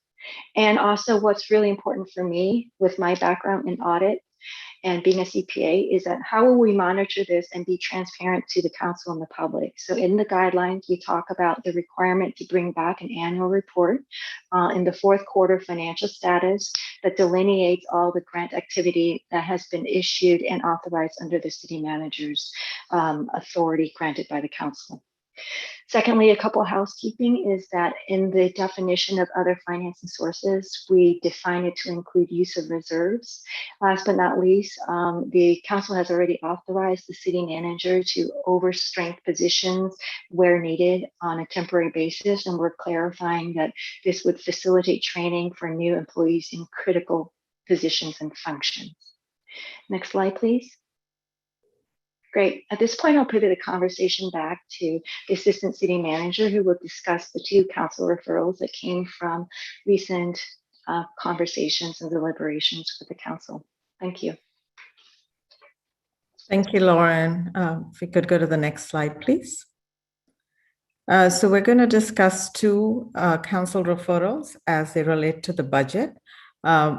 As you may recall, there were discussions about various council referrals between January and March of this year, and direction was provided to staff to return with additional information on the Main Street revitalization topic. So staff presented some options, short-term and long-term strategies for this item on April 20th, and council directed us to discuss some of these elements and activities in more detail with the mayor and vice mayor and bring back for consideration by the full council as part of the budget study session today.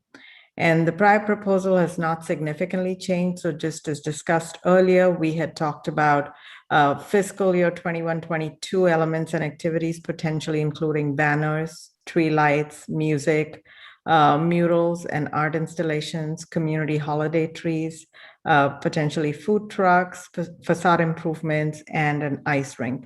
And so the cost that we had shared with you for that would be for this fiscal year, if we had a community event in December of this year, were estimated at $165,000, of which $52,500 is already budgeted from other funds, such as the community benefit fund for the facade improvements, as well as a CIP project for replacement of street trees, which is an ongoing project. $12,500 of the $165,000 could be appropriated from the Public Art Fund for a mural program, as well as temporary art installations. And then $100,000 would need to be funded from other funding sources, such as the general fund, recreation fees, or through donations and sponsorships, or there could be other funding sources that come up maybe during our discussions. So if we could go to the next slide, please. So what we're proposing, if council would like to move forward with this item, we're recommending and seeking council direction on this proposed approach. So what we would recommend doing is, just because keeping in mind that we wanted some of this to happen by December of this year, which means we need to enter into contracts, we would ask for direction to proceed with planning and implementation of a community event in December 2021 to spur revitalization as well as long-term economic development on Main Street. We would want to implement a sponsorships and donations campaign with the goal of covering at least $50,000 of the estimated $100,000 that's needed. And this is based on some prior experience we have with the July 4th event, where we were able to raise about $75,000. And we already had a brainstorming session internally and have identified potential entities we could approach for this. Then we would ask to return back with an amendment of the proposed budget increasing the Recreation and Community Services Department by $12,500 if you did want to move forward with the public art components. So this would basically be offset by a corresponding decrease in the public art fund. We would also return with if we could go to the next slide, please. We would also return with an amendment to the budget to increase, again, the Recreation and Community Services Department by $50,000 to get all of the contractual services in place. And it would be offset by a corresponding increase in estimated revenue coming in from sponsorships and donations. We would come back to you to report back with a detailed plan, as well as the status of fundraising activities, and then also if we need additional funding. So this is what we would recommend to allow us to move forward and plan things so that we are able to kind of work on the short-term activities and programs that we talked about. Many of them will stay on for the long term, but the short term was just referring to kind of the time frame by which we needed to get them done. And then long term, of course, we are discussing this, as I'd mentioned earlier. This is a topic of conversation with the community on the long-term revitalization as part of the specific plan process. And this is the second referral. This was the small business assistance. So on April 6th, Council directed staff to bring back a discussion on a potential second round of grants to small businesses or micro enterprise grants, as we'd done before.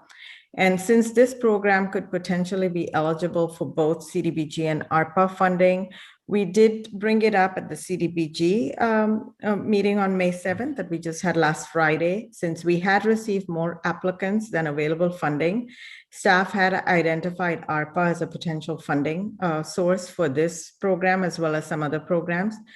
And in the next item today, we are going to talk about ARPA funding. And so we'll have an opportunity to review the use of ARPA as a potential source of funding. So we're recommending that maybe we defer discussion of this topic to that item, but happy to get council direction if you would like to discuss it as part of the potential proposed budget. And with that, if we could move on to the next slide, and I think I'm handing it back to you, Lauren. Great, thank you. Next steps is to adopt the budget. So we're hoping to adopt the budget through a public hearing scheduled for June 1st. In preparation for the public hearing, staff will bring forward any amendments to the proposed budget and other legislative documents for the budget, in particular, the position-related resolution, debt ceiling calculation, the GAN limit, which is an appropriation calculation, and then also requests to authorize award of contracts related to the approval of the 21-22 budget. Next slide. What we recommend tonight is that the council receive this presentation for the operating budget for fiscal 21-22 and provide staff with any feedback. Thank you so much again. We're available for any questions you might have. Thank you so much, Lauren. And you sure have hit the ground running here in the city of Milpitas. I think it's obvious to our community that you are truly dedicated, along with our city manager's office. Thank you so much. Great. Well, I do want to move to direct our city staff for Main Street revitalization 100%. Would like to make that direction tonight. The Vice Mayor has done an exceptional job. Vice Mayor Montano, exceptional, and I'm looking to really have some action on Main Street. Yes, Vice Mayor, please. Do you need a second? Yeah, we'll go ahead and give a good old second here. Okay, I second that. Okay, we got a second by the Vice Mayor. All in favor. Virtual roll call. Councilmember Finn. Aye. Councilmember Dominguez. Aye. Councilmember Chua. This is for revitalization segment, right? Correct. Okay, aye. Vice Mayor Montano. Aye. And myself is an aye. And so that's the direction right there, folks, for the Main Street revitalization. I know we had the business one too as well, but I'm not sure, we don't need direction for that tonight because there's still some things that need to be worked on, right? So, well, what can I say? We're almost there. I am so happy with Steve McHarris, our city manager, the one I go to appropriately. We're not there yet. We got one more meeting, but so far, you know, a lot of hard decisions have been made, and I really appreciate Steve being one person to really field the concerns of myself. I'm sure the council as well, and I know working with Steve to this point, he showed a lot of strength for the organization, and we are in a recession, and we are all going towards the same goal, which is to balance the budget and look after the fiscal health of our local government here. And so I'm pretty excited. I have no points tonight on the budget other than I am happy with what is proposed. That is it. And so I know we got another meeting, and until we get that final approval, then we're not there yet. But I'm just really, I know there's been a lot of sacrifice across the city. There are folks that I know when we get back into City Hall, I'm not going to be able to see as I walk towards my office. And so I, you know, kind of can't even paint a picture of our budget this year. I can't even paint a picture of it. We've had a lot of discussions that we would not have had to have if it wasn't for the lack of funding. I'm looking at the transit-oriented, the transit occupant TOT and transient occupancy tax. I'm just, you know, when I first started, it was close to 10 million. Now it's less, and so just really hopeful as we move forward, folks. All the department directors, city employees, and members of the public who may be watching. You know, as you've seen in the presentation, a lot of hard decisions, a lot of hard discussions, and we got one more meeting before we can continue to move forward. So I'll go with the virtual raised hands here. We'll get some more comments from the council. And this is not the night we're approving. That would be the first meeting in June. But tonight is just, we received the information and presentation. So next up here, we have Councilmember Chua. Thank you, Mayor Chan. If I may, can we go back to the slide entitled Updated a New Budget Guidelines?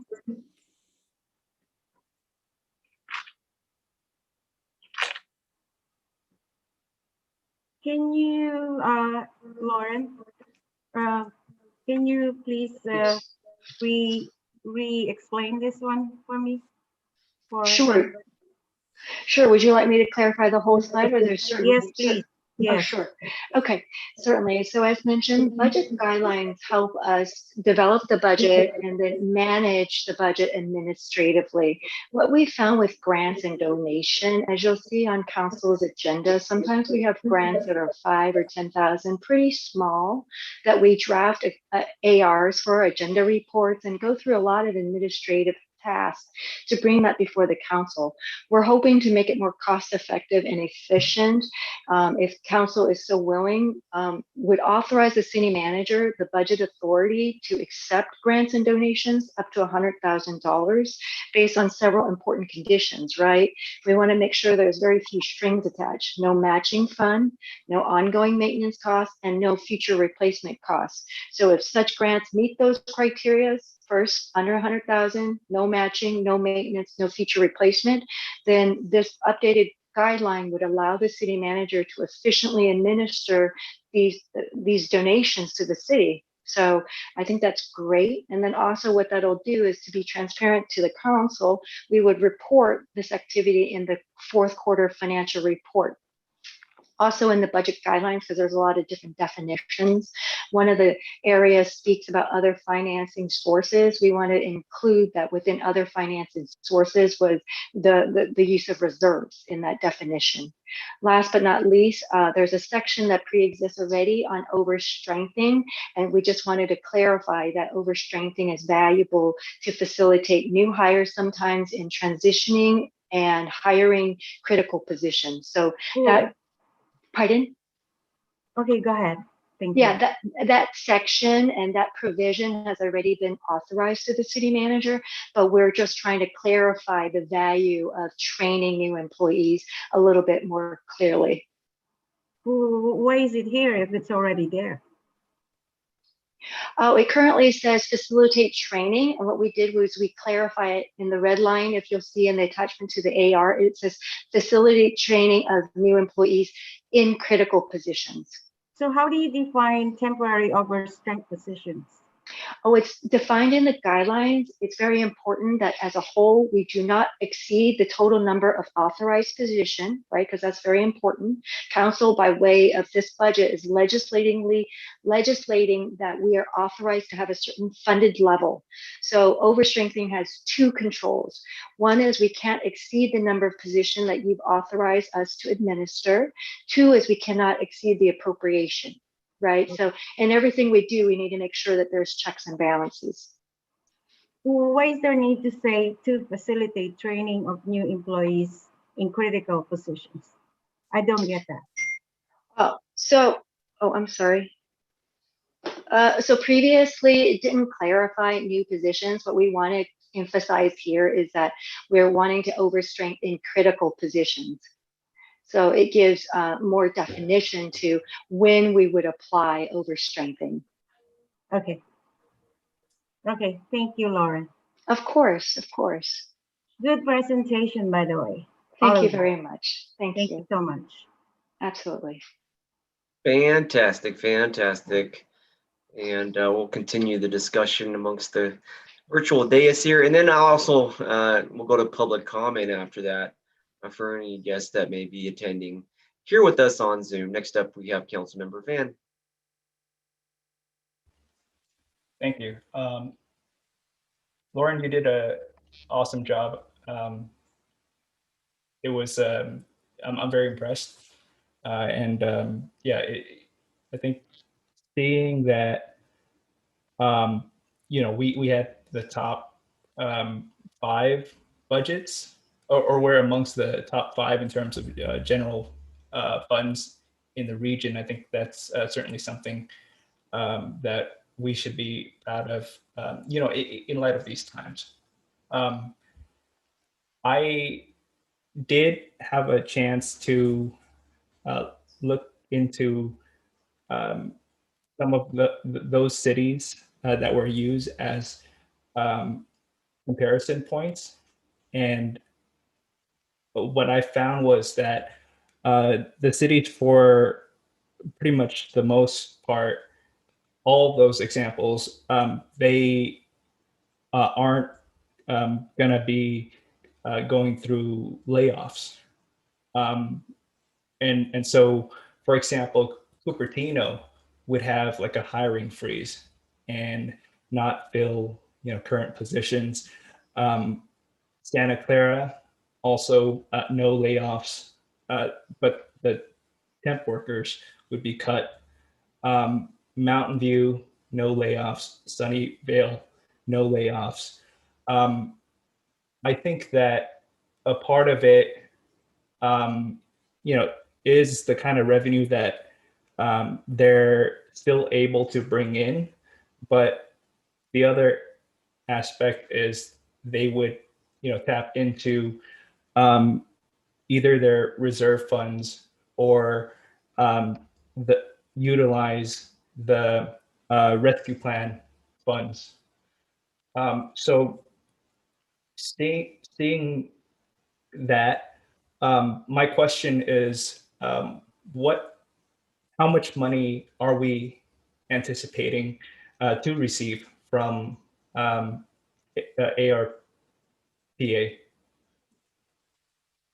The ARPA funding is going to issue to the city 16.9 million or $16.86 million.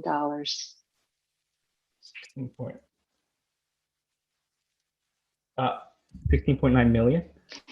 Close to that, yes. The number is a little fluid, but it's about 16.8 million. Okay. And that would be funded. It's a one-time fund? Correct. That's a very important principle. It's a one-time funding for the federal government with a focus on COVID impact to our community and with a focus on public safety services. What was the first one?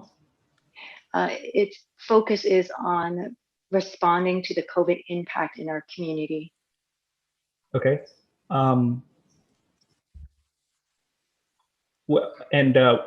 When would those funds need to be decided on, the allocation? By? The next item on tonight's agenda is a fuller discussion about ARPA, where we'd like to give council a status update on the U.S. Treasury's publication yesterday of the guidance on the spending, and also provide to council what we call the ARPA investment framework, some very important principles, and hear from council some feedback on how to move forward. To answer your question, we're proposing a timeline of May, June, and August, where during that time we could receive direction on partial funding and then ultimately final direction on the appropriation. But we're hoping to have a fuller discussion on ARPA subsequent to this agenda item. It'll be next. I'm sorry, what was the timeline again? Our proposed timeline as staff is to begin the conversation now and then continue in June and bring it all back again in August. Okay. Yeah, I think that's fine, but there are a number of positions that may qualify for ARPA under the current budget. So I want to make sure that we don't restrict ourselves in the case of deciding to not fund those positions under the assumption that they may be funded by ARPA. And then when it gets time to the discussion on ARPA, we don't decide on those positions at all. So I would like, if you can try to sync up those discussions, doesn't necessarily need to be all of ARPA, but primarily the positions, the services that are relevant to the current budget. Right. Makes sense. I totally understand your conundrum, which is it's difficult to adopt the budget, knowing that we might have an alternative funding source. And so I'll do my best. The guidelines were just published yesterday. What we've noticed that there are restrictions on them for sure. And the focus again is on public safety services and infrastructure and pandemic response. Okay. I will also want to note that council did ask us to look at our organization for opportunities to maximize efficiency, align our organization, and be more cost effective in our service delivery. So when we analyzed balancing the budget, we really took these principles in context. Thank you. Yeah, of course. For Measure F, when do we anticipate those funds being received? It was effective April 1, 2020. And so we've already begun receiving those funds. For the first 3 months of the fiscal year that ends June 30th, it'll be 1/4 of receipt. If I take out all the nerdy stuff about accounting and accruals, in essence, what you need to know is in the current fiscal year, we will receive 1/4. In the fiscal year that you're considering adopting the budget now, we will receive a full year's worth. And You have a figure as that equates to a We dollar. do. We do. So based on our sales tax consultant, they're estimating $6.3 million. 6.3. Of the positions that we are seeking to not fund, what is the gross amount in funding? Are you referring to all 23.75 positions? Yeah. I'm going to have to refer to the budget book here. Defunding 23.75 positions will save $4.6 million. I'm sorry, 23.5. 23.75 positions will save $4.6 million. It's in the city manager's transmittal letter. It's on Roman numeral page 9. Okay. And how much money do we have in our reserve fund? We have $77.5 million based on the estimate and based on our proposed budget. 77.5. Keeping in mind that that includes contingency, budget stabilization, future year deficit, workers' comp, PERS, rate stabilization. So some of those definitely are set aside for specific purposes. You mentioned FEMA earlier. We were gonna ask for the FEMA waivers for this public safety Right. positions. Can you Right. clarify as to what that would entail? Do you mean the process or the background on the whole financing? The whole financing. Okay, Yeah. sure. So what happens is FEMA provides grants for program augmentation and staff augmentation. We applied competitively and we received the grant for the ambulance service. We received 2 grants to provide that service. However, due to the pandemic, we're actually proposing to defund some of those positions. And now what we're asking FEMA is to waive this period, still allocate those revenues while we defund 4 positions. We await their response to our petition. If they say no, so sorry, too bad, sorry about the pandemic, but we're not going to accept your waiver, then what we're hoping to do is recommend to the council that we use ARPA to bridge that $800,000 caused by the denial of our waiver, and or we might have to dip into our future reserve, our future deficit reserve. That was 800. Yeah, it's 796,000. And those were previously funded by the grants? Correct.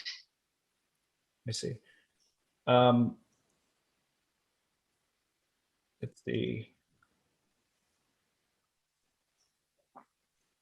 I want to go back a little bit to, I think it would be under fire,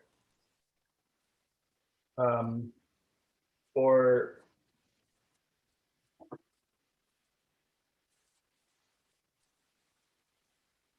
as I recall, FEMA also provides funding for wildfire prevention services.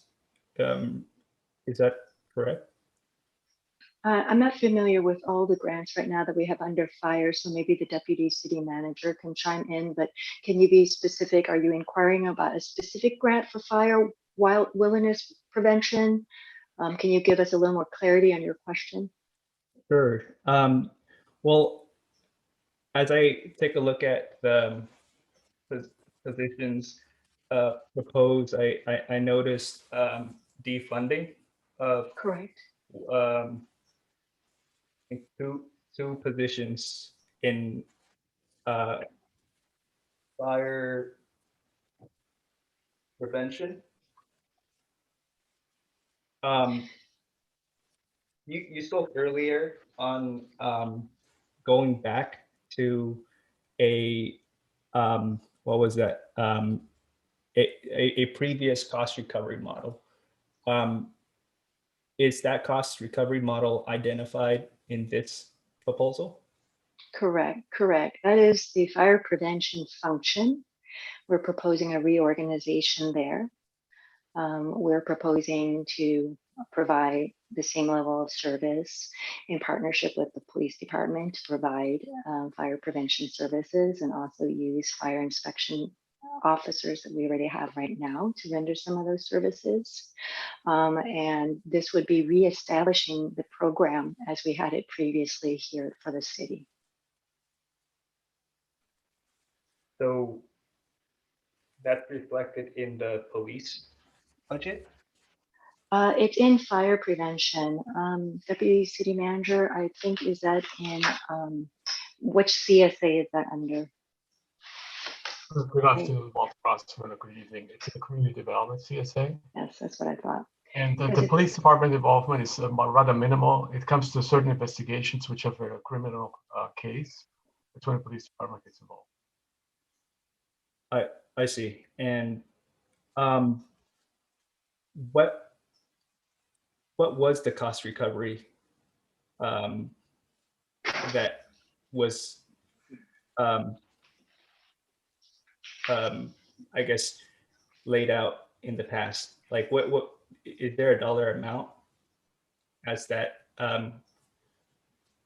as comparison point to what we already have right now? Were we recovering more previously? And is that, what we're hoping to achieve? So I think the one that meant what sort of add on what Lauren Lai was saying, it's less of a cost recovery model, but a service delivery model. Instead, we are going back what typically agencies do in the Valley, that if it comes to criminal investigations of an arson, that case that the police department gets involved. I see. Is that not what we are already doing right now? Or is this something different? So we are doing these investigations currently, and they're handled by the chief enforcement officer in the fire department, which is a unique position statewide. Do we have anybody from the department? Yeah, Rick Frawley is here, deputy fire chief. Wonderful. Rick Frawley, deputy fire chief. Sure. Greetings, deputy chief. I think for today you're the acting chief, right? I'm currently sitting as the acting chief for Chief Sherrard. I'm happy to answer any questions and offer input on the process. Sure. So this proposed model, which would I guess work with the police department, how does that differ from our current model? Are the current duties not also intersecting with these departments? The current model with their chief enforcement officer position is a peace officer position assigned in the Fire Prevention Bureau, tasked with investigation capabilities, as well as code enforcement and enforcement of ordinance and California law. This was a transitional model that has been in place for several years, at least the last 5-6 years in the fire department. Previous to the chief enforcement officer position, the fire department worked with the police department in matters of criminal investigation on fires.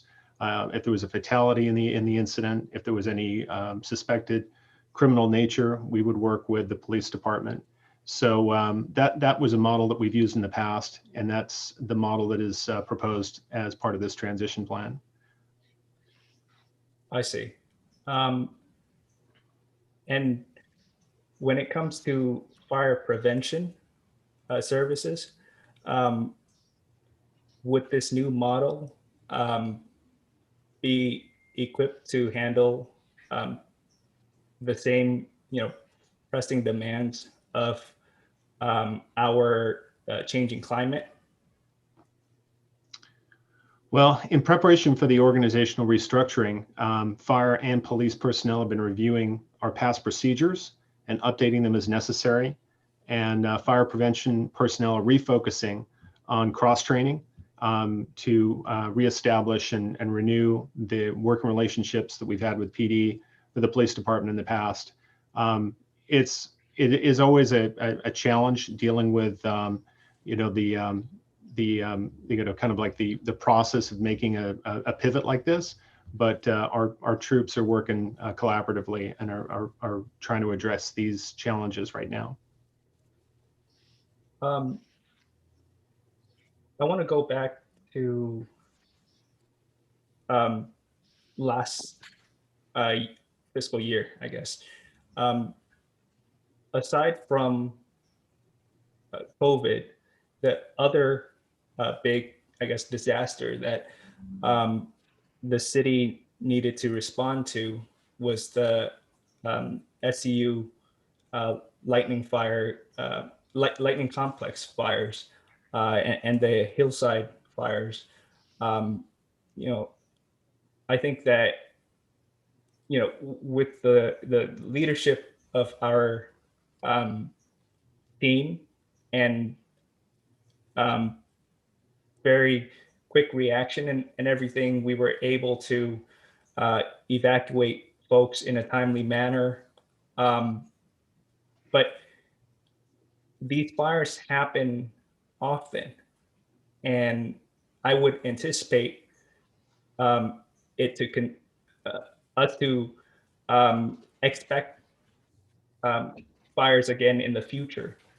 How did this position address some of those what's the word, developments at that time? And would that be something to consider for wildfire prevention in the future? Like if we change this model, would we still be equipped to handle fire prevention? Yeah, the challenges of the wildfire interface and climate change are something that we review in the fire service, both in our own agency and then regionally on almost an annual constant basis. Going back to 2017, I think we've seen a gradual increase in challenge with the wildland urban interface with the country fire in 2017. And as you mentioned last year with the SU lightning complex and the evacuations that were part of the response that we as a city had to deploy our resources both in the fire department and the police department, as well as public works and all facets of the city, to make sure that the residents in the community in the hillside areas were not impacted by the impacts of the SCU fire itself. The chief enforcement position was a key piece that we did use last year in the wildland fires, but as we navigate through this process, we're looking to strengthen our relationships and strengthen the depth of our organization as we look to retool. Thank you. That was very insightful. Would you know if currently we have folks in our PD that specializes in arson and environmental crimes? I know that we're working with our police department to identify who the key stakeholders are going to be on the police side, as well as on our internal personnel on the fire department side, with training that we've engaged within the fire department. And we've started the process with the police department to strengthen the process there. I don't have all the answers in terms of what the plan's going to look like, but we're working on it right now. I see. Thank you, Chief. I guess my next questions would be for Chief Hernandez, as it pertains more to police. Yes, sir. I'm here. Sure. So the positions, the two positions that is being proposed to be defunded. Can you speak more as to what these positions entailed, and how, if any, of an impact not funding this would have for our city's public safety? Sure. First of all, good evening, Mayor, Vice Mayor, council members, and city staff. So the recommendation is to unfund or defund 2 police officer positions that are currently vacant for a period of 1 year. For us in the police department, it's going to have minimal impact. And the reason that I say that is we had a lot of hires recently. We currently have 5 officers in our field training program. We have 3 officers coming out of the police academy. Well, 2 coming out of the police academy and 1 lateral starting on the 21st. So we're already going to have a lot of new officers coming in. I have 5 vacancies that do not include the 2 proposed positions to be frozen that I'm planning on hiring until the end of the year. And then additionally, over the next 2 years, I have 6 police officers that are eligible to retire. So I'm not completely convinced that I'll have the capacity to train all of the new officers coming in and also those 2 positions over the 1 year period. What's going to happen 12 months from now, I can't speak to that, but I am confident that we can continue to provide the core services and the level of services that we currently provide with the unfunding for 1 year. Are we accounting for officers who are retiring already in this assessment? Yes. What it's really hinging on is our capacity to train. So we had a lot of retirements over the last couple of years, a lot of them in our leadership positions. And so a lot of our field training officers have become supervisors themselves. So we need some build up time. We need to reassess ourselves, make sure that we're building the expertise within our training program and that we're producing highly capable and highly functioning police officers. Thank you. And thank you for all you do. I actually have a lot of confidence in you, and I think that you can well groom new additions to the team. In my experience of talking to the officers on the force, they've always referred to you as somebody that they look up to and can count on as a mentor. So I think you should be more confident in yourself, because we're all very proud of the work that you do, and we very much believe in you very much. I said very much. Appreciate it. But ultimately, though, when it comes to these positions, well, one, I think that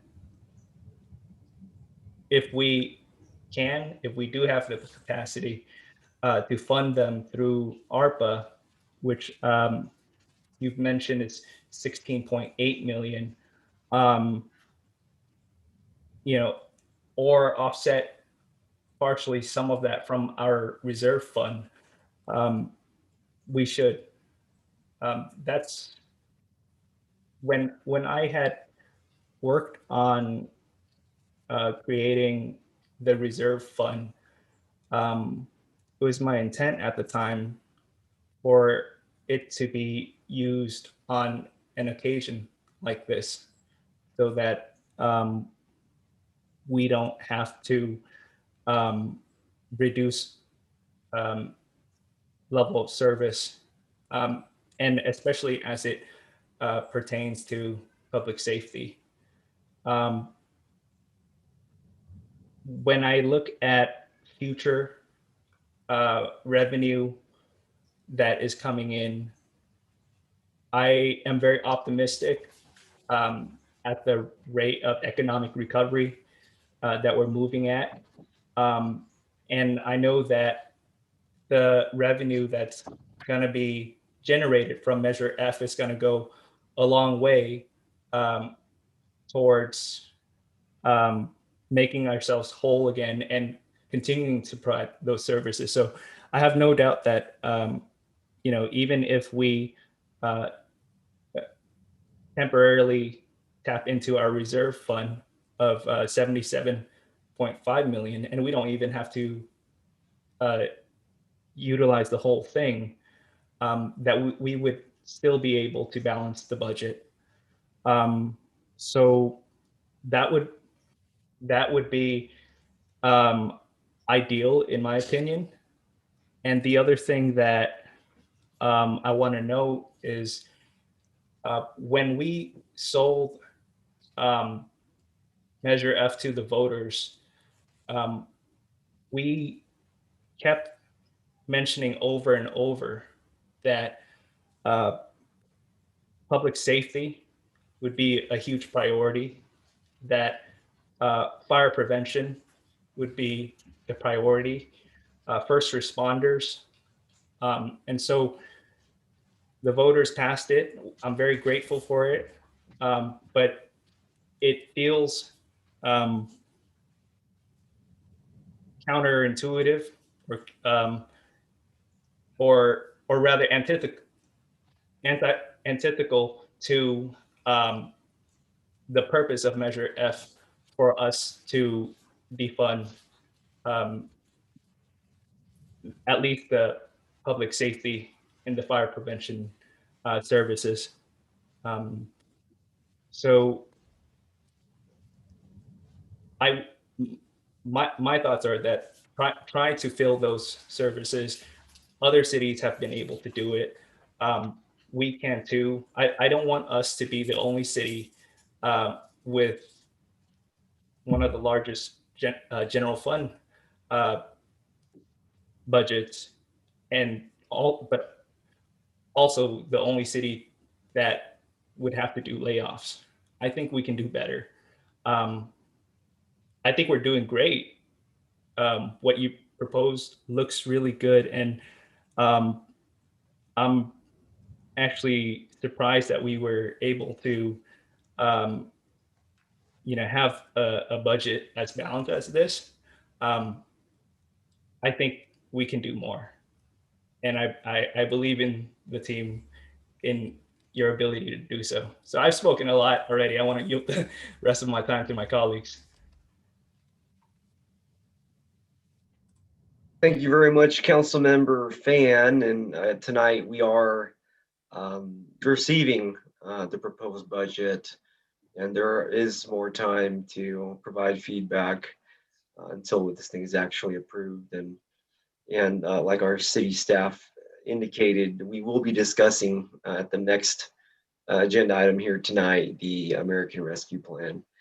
And I am looking forward to receiving that information so that I can expand my thought process on the finer parts of the budget. Okay, next up here, Councilmember Dominguez. Thank you very much, Mayor, for the time. I just wanted to also just echo some of the sentiments that Councilmember Fan had in terms of the safety component. For me, I just want to make sure that we are definitely supporting the police department. So I could have those conversations when we have the next item of discussion, because I think that's probably where the best conversation is about ARPA and how we could maybe maximize some of the services to address some of the community needs, at least that have been brought up to my attention. I do want to take the time to thank staff. I think what you guys have done this past year has been exemplary. You guys have all gone above and beyond. And so I definitely want to share with you how excited and honored I am to put my name. I've always told people the most important part of my name when I sit on this dais is the part that's on the bottom that says the city of Milpitas. And I am very, very proud of each and every one of you for making Milpitas definitely the gateway, not only to Silicon Valley, but the gateway in this budget session, because I know these conversations are not as easy in other cities. And so just know that from the bottom of my heart, on behalf of the people that we all serve, I know the sacrifices that you have made for your family. And I see you guys on the floor. I see the emails coming in late at night. And I think the budget that you guys have presented today is a true testament of the teamwork that we have all placed together. So just wanted to take the time to say thank you and how honored I am to serve beside you. Thank you very much. Next up, we have Councilmember Chua. Thank you, Mayor Tran. I would be remiss to leave this portion without saying that there is no reduction in safety funding, as been indicated by the acting fire chief and the acting police chief. The level of service that we will deliver is still the same. It's just a reorganization and streamlining the functions. And please, Deputy, either Chief, City Manager or Aswini, can you please reiterate that there are no, in terms of service level, it's the same. It's more streamlined. Thank you. Yeah, thank you very much for that comment, Councilmember Chua. Yes, the service level is the same. Possibly really a freeze, if anything, for a year, and then we're just going to keep going up with public safety. Okay, next up here with the virtual raised hand, Vice Mayor Montano. Thank you, Mayor. A great presentation. And Lauren, this was your debut. It was great. So I wanted to ask about the FEMA 800,000. So if FEMA does not cover the cost, then we have to, I guess we'll have to be responsible for that, correct? Walter Rothman, Deputy City Manager. So, Vice Mayor Montano, the issue is this: when the city applied for the SAFER grants, we said we're going to have that many FTEs positions in fire suppression. Number of 60, whatever number was, 63, I think. And so now with defunding these 4 positions, we are asking that FEMA lowers the maintenance level of staffing to accommodate those 4 positions. So FEMA still will provide us the SAFER grant, we just couldn't use this as a budget proposal. Would have to fund these positions with an alternative funding source, such as ARPA or through the reserves. I see. Thank you. Yeah, I recall the fires in the whole town got wiped out up north, Paradise, and one of the comments that was made at our last VTA meeting was that those communities are still waiting for FEMA to reimburse them or to help them, and sometimes it might take 10 years. So I thought that was really interesting. Yeah, so that's another one. And then the insurance, GPA 70%. So I'm hoping that we'll be able to bring in some of those that they'll be able to fund that 800,000. So that way we won't have to make more cuts, but I appreciate it. And great job, staff. And I look forward to June 1st when we pass the budget. Thank you. Thank you very much, Vice Mayor. And let's go to public comment. Let's see here. Scroll over.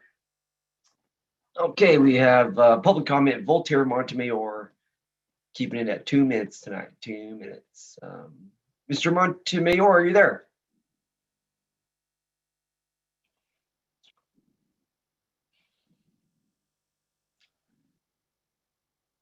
Hello.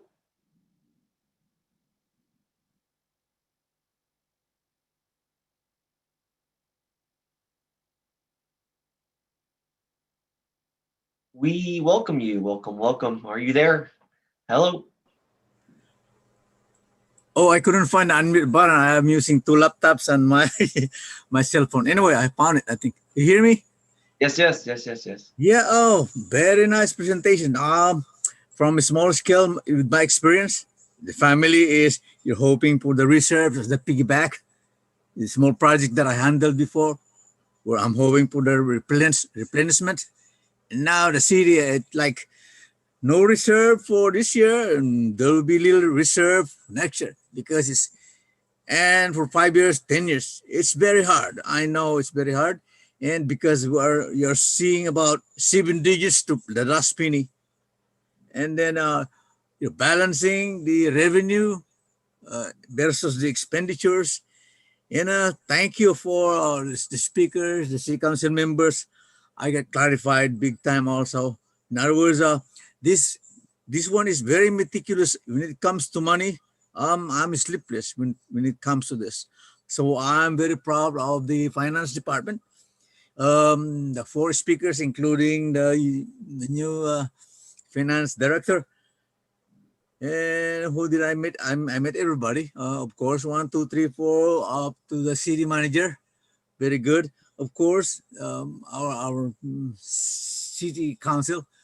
Very good job. I'm hoping. Milpitas is still strong. It's still encouraging. We're surviving, and no, we're not surviving. We're good.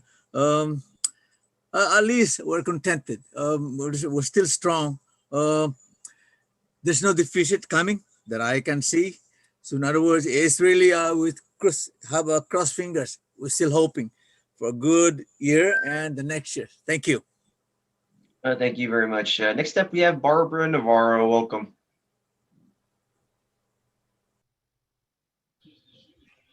Good evening, Mayor and City Council and staff. Excellent presentation. I super enjoyed it. I wanted to personally thank I think you said 238 employees. The city of Milpitas decided to defer their pay raises. I think that's admirable and greatly appreciated. And I don't know how many people in Milpitas know about this, but I wanted to make sure that this was recorded on my behalf to speak for the people of Milpitas. That is greatly appreciated.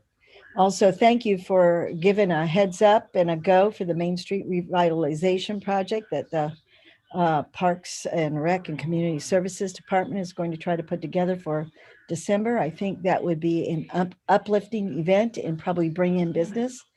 That's a good thing. And on behalf of the police department and the fire prevention position that you just talked about, I think you should reconsider funding that one position. So thank you very much for the time and for the presentation. Outstanding. Thank you, Barbara. Thank you, Barbara.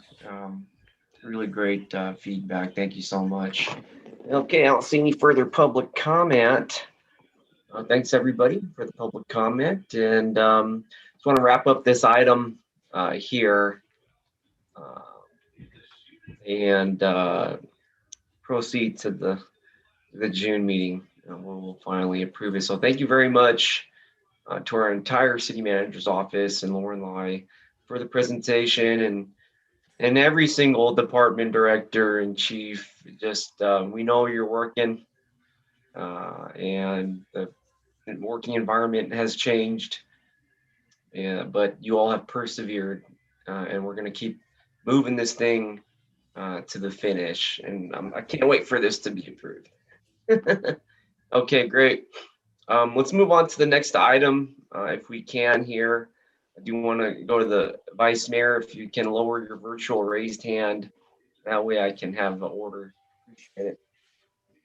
All right, moving on here. Item number 2, let's receive the American Rescue Plan Act update and provide direction. And I'll go to our assistant city manager, Ashwini Kantak. Thank you, Mayor Tran. Good evening once again. Ashwini Kantak, Assistant City Manager. And as we wait for the slide deck to come up, I just wanted to note that we released the agenda packet with the agenda report on this item on Friday. And as our finance director mentioned, the U.S. Treasury actually issued guidance yesterday afternoon It was a little bit of a mad scramble, but we do have some information to share with you. But I just want to caveat that everything we'll be sharing today is based on just a preliminary review. And we will want to go back and analyze the interim final rule, as they call it, in much more detail before we come back to you. And we did issue a supplemental agenda report this morning, and the presentation will cover the information in that report as well. If we could go to the next slide, please. So this is the agenda for the presentation. So I'll walk you through kind of a brief background and what we're proposing as a timeline.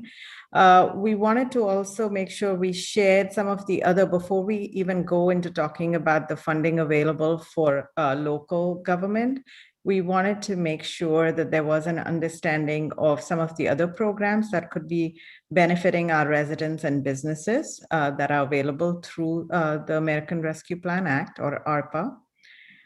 We wanted to talk to you a little bit about the goals of the state and local fiscal recovery funds and eligible and ineligible uses.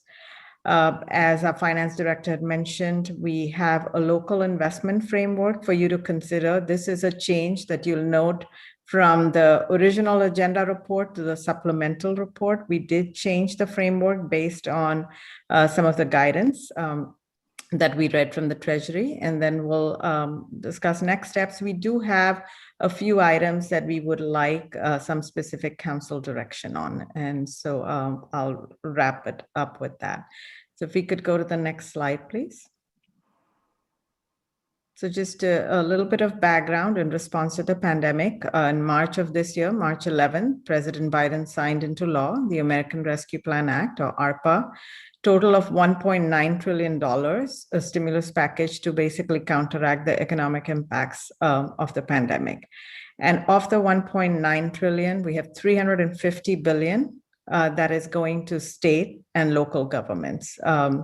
That's $130 billion is equally divided between cities and counties, with the remaining going to states.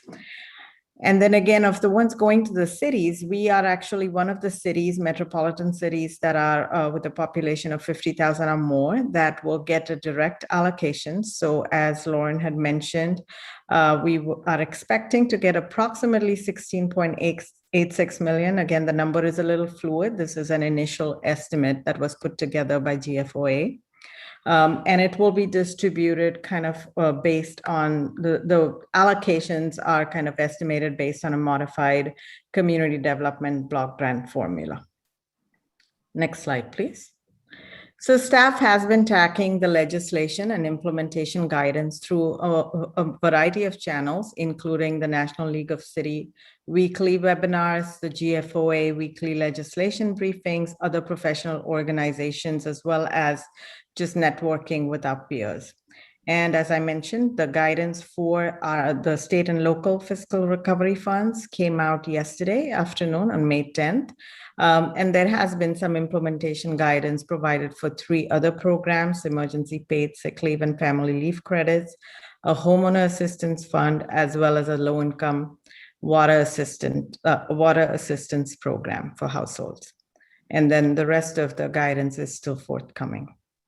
So this is a proposed timeline that we want to put before you. Happy to, kind of take your feedback if you'd like to do it a different way. But given that the guidance just came out today, what we were hoping to do, and also the fact that our proposed budget does not factor in any ARPA funding to balance it, what we wanted to do was kind of work in parallel. So we start the deliberations on ARPA today. And then we can, because again, the proposed budget doesn't have ARPA funding envisioned, we could move forward with the adoption of the proposed 21-22 budget on June 1st. With the guidance issued yesterday, it will give us enough time to kind of analyze the funding opportunities. If we bring back a discussion to you in June, it will also allow council the opportunity, if there's time-sensitive items like we've discussed, assistance for small businesses or low-income programs. So if there's some urgent items, council may want to direct us to bring back a partial funding plan discussion in June with the adoption of a more comprehensive plan in August. And then what we would do is once we have a comprehensive plan in August, we would come back with an amendment to the 21-22 budget to incorporate all of the changes that basically reflecting how ARPA will fund different services within the budget. Next slide, please.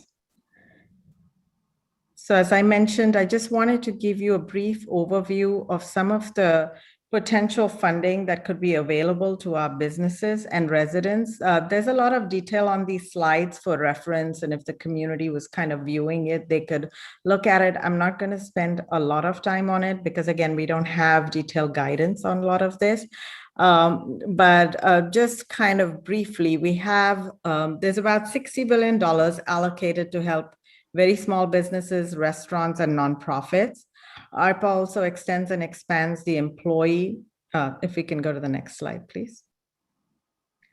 Employee retention tax credit, it expands the Paycheck Protection Program, and then it waives taxes for certain businesses and also addresses excess business losses. So next slide, please.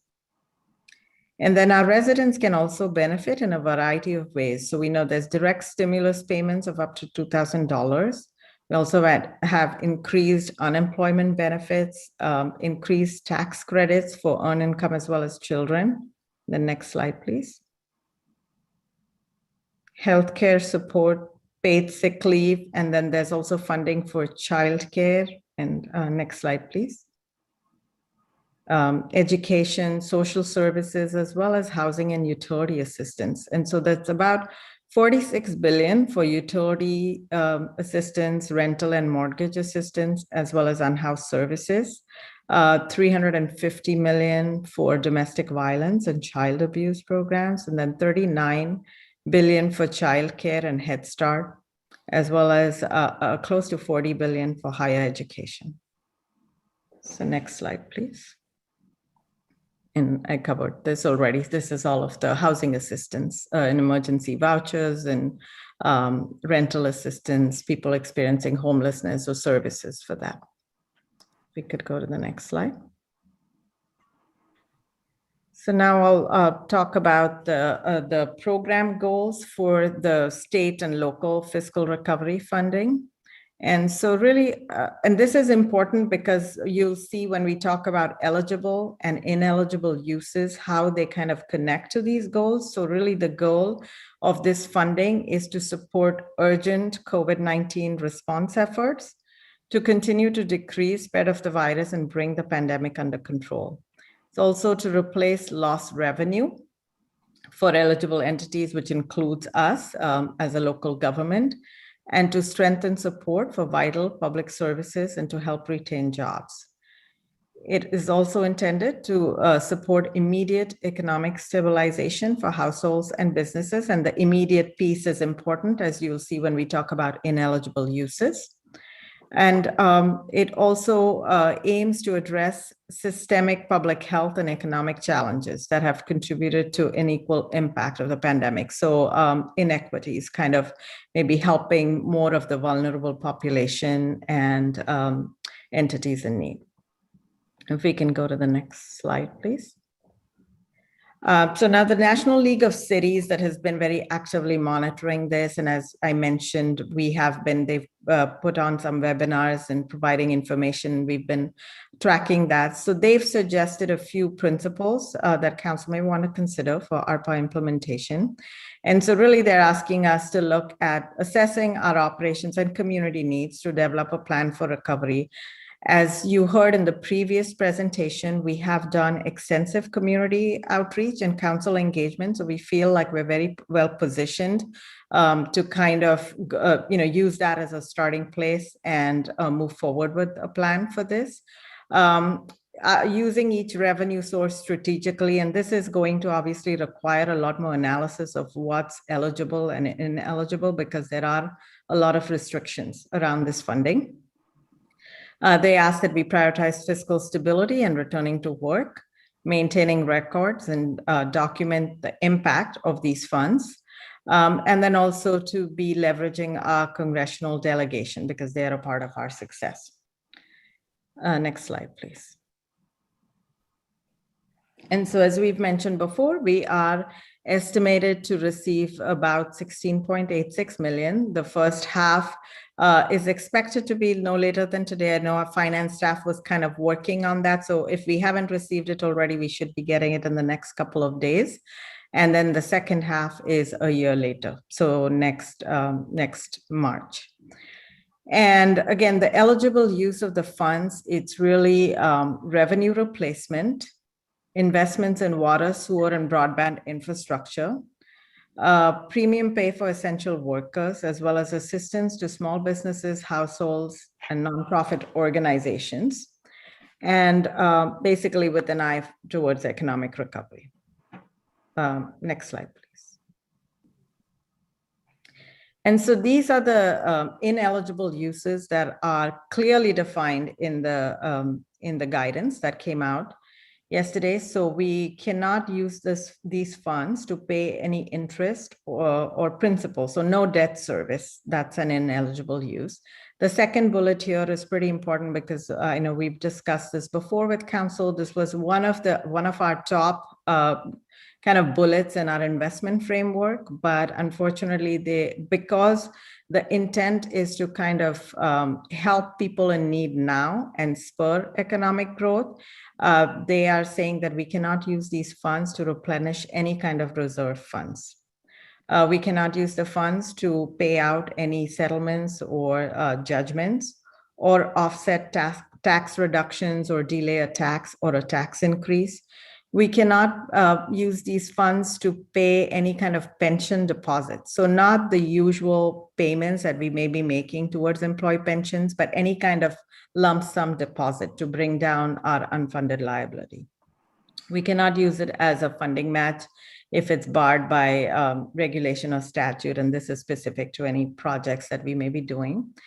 And then this last bullet is kind of high level. We have to dig into it a little bit deeper, but when we looked at the FAQs, basically it's saying we cannot really use it for general infrastructure projects that are new. So we could potentially use the funds to fund projects that we defunded last year or this year as part of the CIP, but we couldn't fund new infrastructure projects if they're not related to the pandemic. And similarly for economic development, workforce development, if there's no connection to the pandemic, that would be considered ineligible. But again, I think this is one that we really would like to spend some time on to look at. So next slide, please. There are some reporting requirements, not a lot of detail, but they say we need to keep all financial records and documents, which we would do anyway for any, for our purposes and for any other grants as well. And then there's some detail kind of on what type of reports would be required. So an interim report, a quarterly report, an annual recovery plan performance report, kind of showing the impact. But basically at this point, detailed guidance is not available. That's forthcoming. Next slide, please. And so the next couple of slides are key for your discussion and deliberation purposes. So this is the local investment framework. This has been modified, as I mentioned, after we had the opportunity to review the guidance yesterday. So we've taken out a couple of things and also kind of made minor edits to it. So because there's an emphasis on public safety services, we're kind of saying that could be a priority. So as you heard during the budget discussions, we could look at the 6 defunded public safety positions that were just the 1-year defunding. We could also look at the mobile dispatch unit, as well as fire facilities and equipment as potential areas of investment. The next bullet, invest in eligible infrastructure projects. So as you are well aware, we have many infrastructure needs in the city. Since not all infrastructure projects will be eligible, as I mentioned previously, we'll need to carefully evaluate the guidance before bringing forward any recommendations on this one. Support rebuilding our local economy with a focus on small businesses. This is the one we talked about again in the previous item, that this may be a potential area that council wants to use ARPA funding for. We did discuss it during the CDBG discussion, But again, it looked like maybe this would be, this is a little less onerous in terms of reporting requirements and may provide more flexible and immediate funding for that program. City assistance to low-income programs. These could be a variety of assistance programs. As noted earlier, there's already a significant amount of funding available for utility and housing assistance through ARPA, but details of how that funding will be distributed is yet unknown. So council may want to use some of this local allocation for those type of programs. And then investing in hardware, software, and protection of critical infrastructure. And this would be with the goal of improving our productivity, efficiency, as well as cybersecurity. So we have many technology needs per our adopted IT strategic plan. We also envision, as this pandemic has kind of forced us to work in a virtual environment, we envision hybrid meetings, teleworking, and the need for increased cybersecurity to become a part of how we operate for a very long time.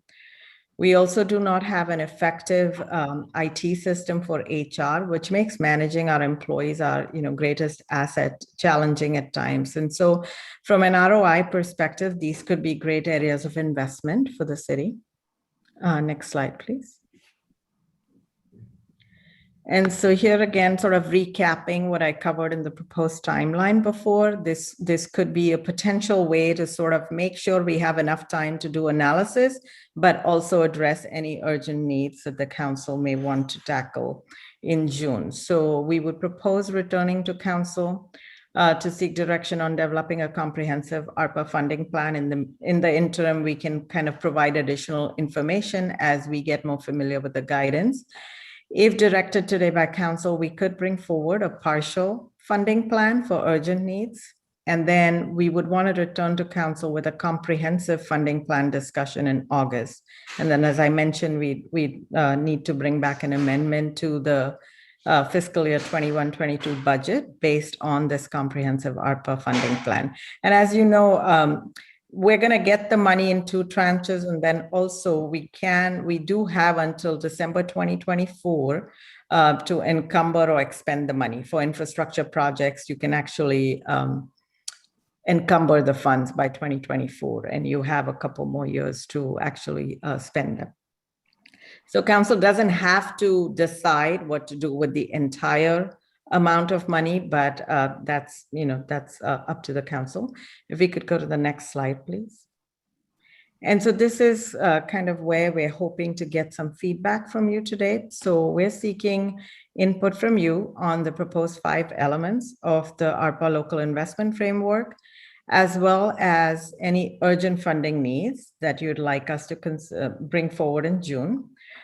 Just kind of as a reminder, these are some of the topics that have come up before as potential for ARPA funding, so replenishing reserves. And as I noted, that's not eligible. Small business grants program, which is included in the investment framework. Infrastructure, which is also included in the investment framework. And then senior and other community services not funded by CDBG. This is kind of partially included in the investment framework and more tied to income levels. And then last but not least, just kind of wanted to note, if you are envisioning sort of disbursement of these funds to various community groups, we'd recommend to the extent possible, just for expediency and efficiency, that we kind of leverage existing program frameworks that we already have. So we put together a small business grant program, and we can use that, or we have a rent relief program. We have a Milpitas assistance program. So it'll be easier for us to move forward and more cost effective if we can leverage these programs. But of course, if you wanted to sort of reach out to a different audience or have a different purpose, then we'd be happy to bring back recommendations for different ways to do that. And so with that, I'll stop and looking forward to council feedback on this. Thank you. We have a recommendation slide, but it's really to receive direction from you. So, thank you, Ashwini. Thank you very much. And this ARP sort of policy is really hot off the press, and I know I haven't been able to spend all the time I want with it, and so I think that our city has no shortage of needs, and we don't have any problems using this money for the betterment of our public.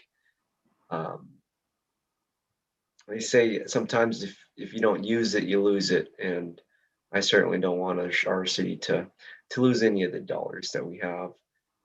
I would like to request our city manager to send us information or actually the plan itself, guidelines, and I'd like for our council individuals to spend time absorbing it. I'd also like for the city manager to bring back his recommendations when we meet again. I just don't think there's enough parameters here presented that will allow for us to make the most decisions we can. But that's my recommendation. I do want to take a look at the interest of time as well, and not have a late meeting tonight. And I know we're most productive when we have all the information, and we could use a little bit more information on this American Rescue Plan. Okay, next up here we have Councilmember Chua. Thank you, Mayor Tran. I actually did some research and analysis with the help of staff, and I would like, it's going to be brief. I just would like, now that we have guidelines, at least, then I could just say, I could just go with our executive team and say, oh, this is ineligible, this is eligible. Mike, please, can you please present the PowerPoint? So I didn't know anything about, next slide, please. So the recommendations I have is like replenish reserve, that's out, right? Right. Right. Yeah, that's correct. Okay. So I'm going after the revenue generation. Next slide, please.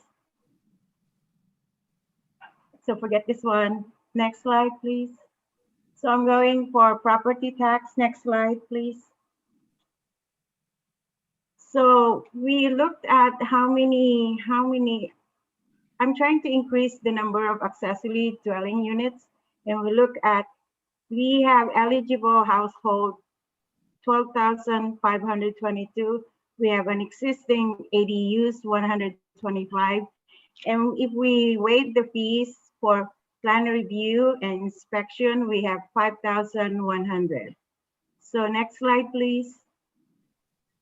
So I'm looking, if you take 2.5% of 12,522, that's around 313 additional ADUs. With the grant amount of 10,000 for 313, that's 3.1 million. That includes the permitting fees.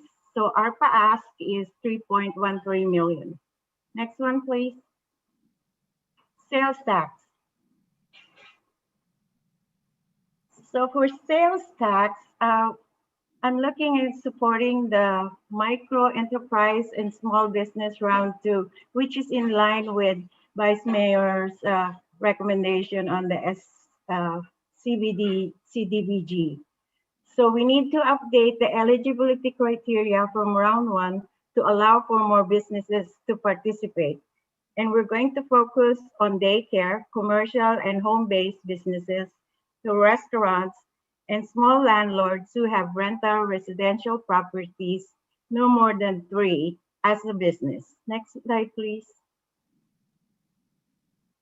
So it's 300, approximately 5,000 each. That's 1.5 million, including 100,000 for hotels. Next slide, please. Hotel tax. Next slide, please. So to increase transient occupancy tax for safety of customers and staff, provide for digital tools such as touchless check-in technology or other digital tools. We have 20 hotels for 5,000 grant, that is $100,000 included in the 1.5 million. Next slide, please. So now we're looking at others. Support workforce creation, support Milpitas Chamber of Commerce, storefront Improvement Grant Program, and enhance business attraction by infrastructure upgrade. Next slide, please, Mike. So for workforce creation, I'm recommending to have 20 interns per year for 4 years at 160 hours, $15 an hour. That's $48,000. Next slide. Support to help rebuild Milpitas Chamber of Commerce. Milpitas Chamber of Commerce was highly impacted by the pandemic. They lost significant membership. They also lost sources of revenue, wine festival, yearly auction, crab feed, breakfast fundraising, and more. They need help. The ARPA ask is $100,000, and they're good partners with our city. Next slide, please. Support Storefront Improvement Grant Program. In line with the revitalization of Main Street, we can be expanded to long-term and permanent improvement. So right now, set aside $150,000 for the first tranche of SIGP. Currently, we have an excess of $50,000 from unused funds to the pandemic. So we can have an improvement for seven stores on the main street, around 9. So the ask is $100,000. Next slide, please. And that's it. So I'm giving this to staff and maybe look into it now that we have more guidelines, a little bit more clarity in terms of the ARP guidelines, what are eligibles and ineligibles. We know already the reserve is not good. So there you go. Okay, great. Thank you very much, Councilmember Chua. Now is the time. And they say that success is when preparation meets opportunity. And I know you're very well prepared, and looking forward to your work with those things, those requests, and seeing how they fit in the ARP. And I look forward to considering those as we move forward. That's awesome. Thank you. All right, folks, next up here, and we will be meeting about this agenda item again. And so if folks feel I need more time, there's always the next meeting as well. Next up here, we have Councilmember Dominguez. Thank you very much, Mayor. I'm going to go ahead and lower my hand before I forget. First and foremost, I want to thank Councilmember Chua for your presentation and your PowerPoint. I definitely did one as well, so I'm glad that I didn't feel, but in the essence for time, I'm just going to go ahead and review also some ideas that we researched, and we asked our community on some of the needs that do reflect that they would be able to be funded by ARPA. I first want to start with some of the concerns that I expressed in earlier regarding 5150s and the mental health and behavior crisis that we're starting to see here in Milpitas, and how the Milpitas Police Department, I want to learn a little bit more how we could support them in these calls of service that unfortunately are affecting our entire community. So over the past year, there's been a number of people experiencing mental health. I will make sure that we share a recent study that was done in 2021, where it states that COVID-19 has really impacted the mental health and the behavior of individuals in our community. And so we have an important, a very, very special opportunity to invest and align our funding streams in order to maximize efficacy of local programs. The first program that I would like staff to look into is investing funding to support a mobile crisis intervention service known as MCIS to the Milpitas Police Department to address nonviolent calls of service when someone is experiencing a mental health crisis. I do believe we need professional licensed clinical social workers with advanced training to work along with MPD to address situations where an individual needs an immediate site assessment and connection to immediate resources to those who are experiencing mental health crises. One example of this is, unfortunately, if we have an individual maybe that is experiencing a crisis in front of a business, it's impacting the business because individual needs assistance, 911 is usually called. And so that is why I want the city to explore what happens after that 911 call. I think we all know how important Laura's Law is. And thank you so much, Councilmember Fan, for inspiring me to look a little bit more deeper on what happens in the district attorney. And unfortunately, I've heard that these cases are being dropped. So this individual that needs a crisis returns home here in the city of Milpitas. And I want to explore how we could help our professionals not only get the training that they need, but also the resources that they need.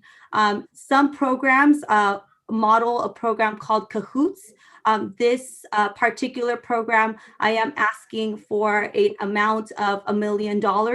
I do believe it's cheaper, but I definitely think that we could support, and this includes a lot, but definitely I want to give this information to staff for them to come back, because as you said, Mayor, this is something that would come back.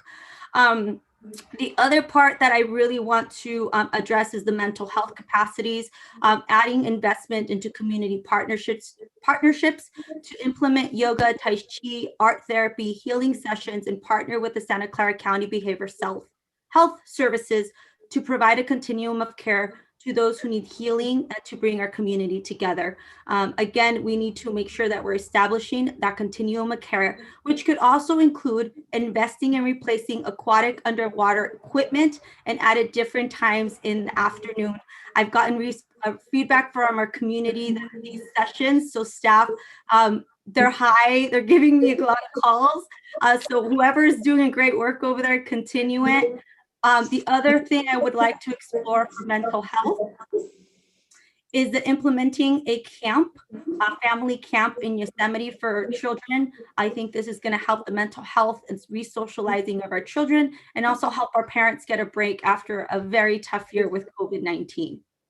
Now, in the next section I want to talk about is economic development. It's important for us to reinvest money into our broadband infrastructure. We do have an amazing opportunity to invest, adding funding to help support the bridge of the digital divide to our distressed communities here in the city of Milpitas, but most importantly, to invest that broadband infrastructure to revitalize our economy and to attract businesses. And how could we do that with this ARPA money? I believe we could do that by making sure that we're investing in workforce development and education strategies. Again, broadband infrastructure. Currently, our economic development is currently working with Nova Works.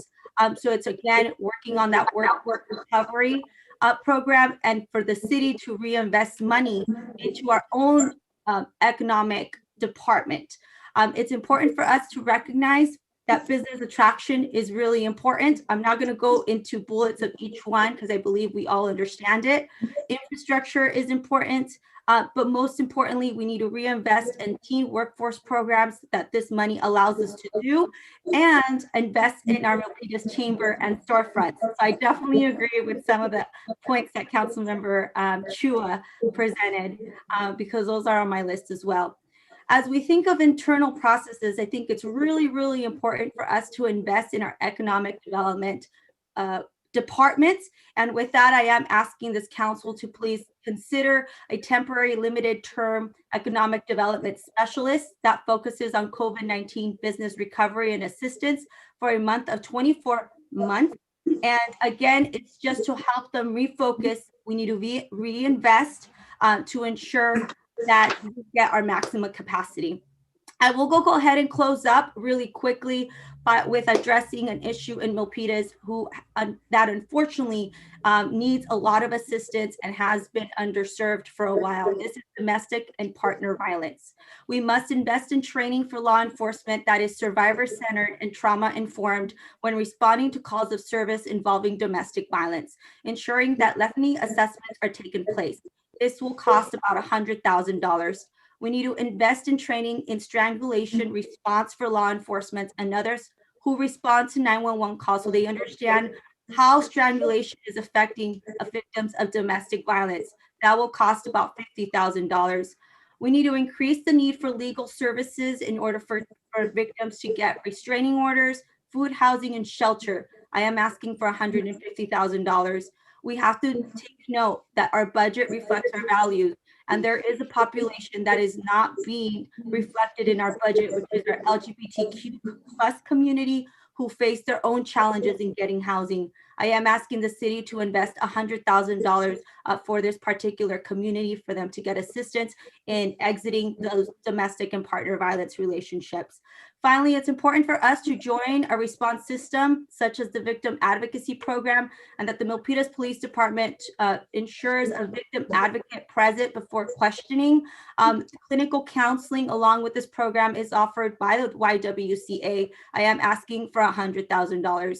Community Solutions provides coordination support for South Bay Coalition to end human trafficking and keep accessible data. I am asking for $50,000. I did fail to mention that I am asking for an investment into our economic development of $3 million to ensure that we're able to come back stronger and better. I know that this is a wish list, but I know that we have them access funds. And in order for our city to rebuild and reboost, we have to invest. And so again, it's important for us to build housing, ensure that we're giving housing to folks. Let's reinvest in that rental assistance program because those protections are coming to an end. We know that once that happens, our numbers of unhoused members in our community will increase. And why not? Let's build a first-time home buyers program that is going to help financially assist those that want to buy maybe some of those projects that we have passed. With that, I thank the council and the staff for your time. Again, I was trying to just say it so I don't have to present the PowerPoint. I'm really excited. Again, I think it's important for us to reinvest in economic development, ensuring that our community stays safe and making sure that we do whatever we can because to maximize this money. This is a one-time opportunity that I do believe is going to help Milpitas move to be what it could be. So thank you guys very much for your time. And I'll make sure that I send this to staff. Thank you very much, Councilmember Dominguez. Yeah, I want to request for my colleagues to go ahead and email the city manager.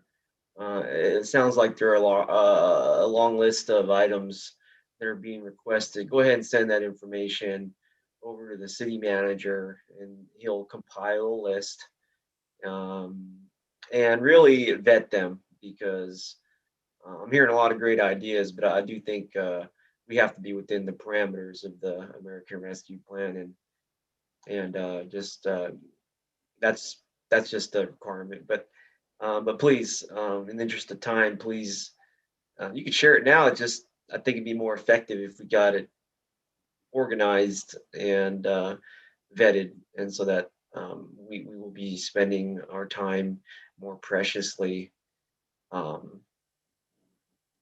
What else was I gonna say?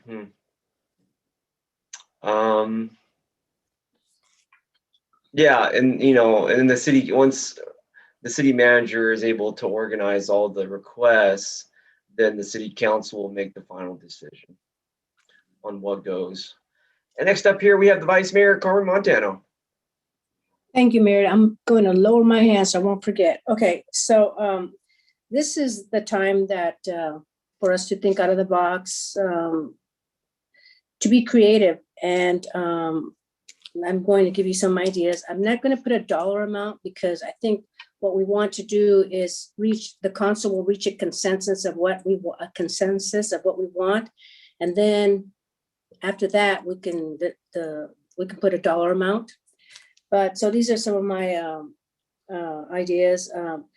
I'd like us to fund or help with the water utility assistance. I think it's under the LHEAP fund.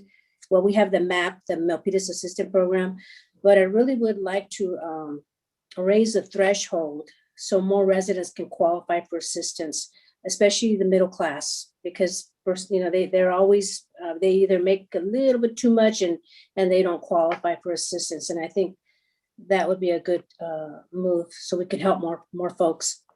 And of course, the small businesses, restaurants, childcare providers, and nonprofits. I know Councilmember Dominguez had asked me last time about nonprofits, so here's the time that we could include nonprofits. Let's see. Oh, and also on the Milpitas Assistance Program, I'd like to include the youth sports because there's a lot of kids that can't afford to pay the fees to get involved in sports. And it's a good incentive for them to, stay out of the streets and get involved. It really helps them.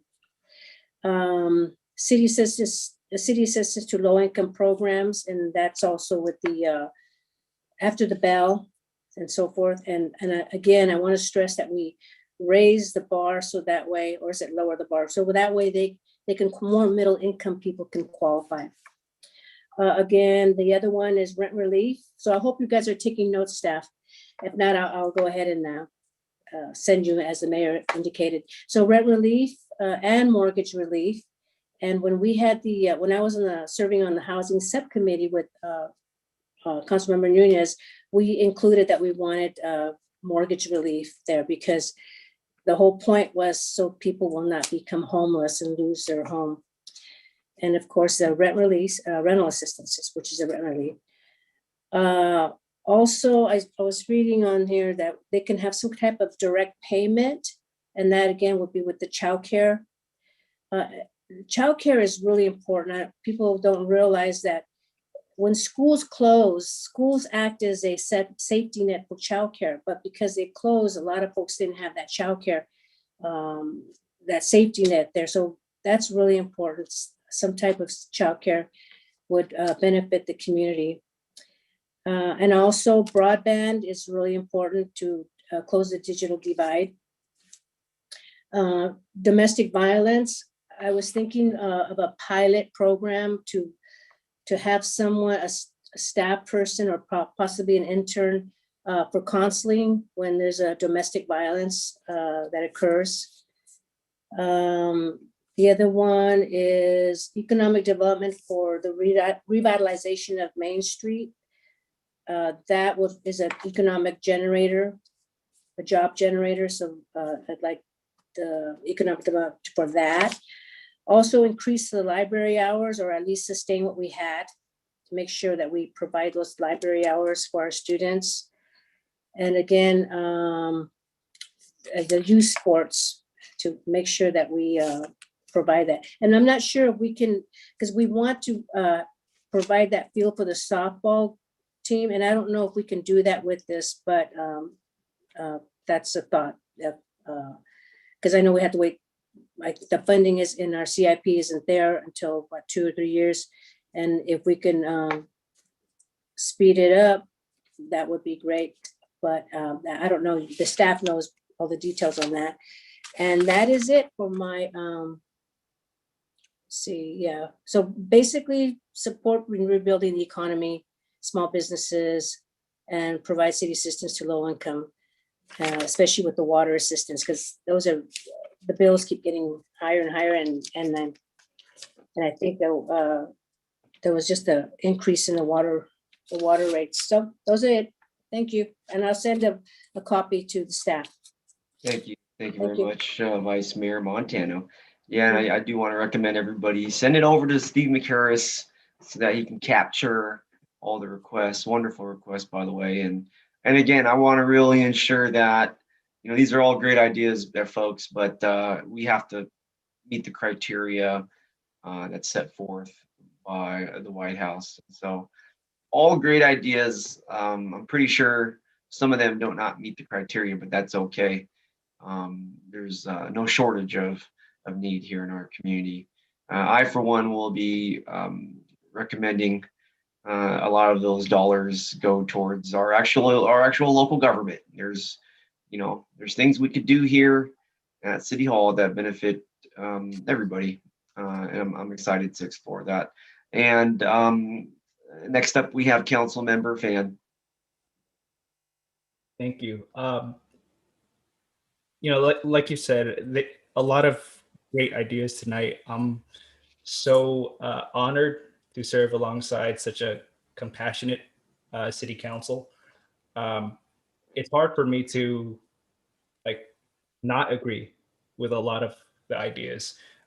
I'd say I support most of the causes that were presented tonight. I think ultimately, when we heard maybe last week from some of the nonprofits looking to serve our residents.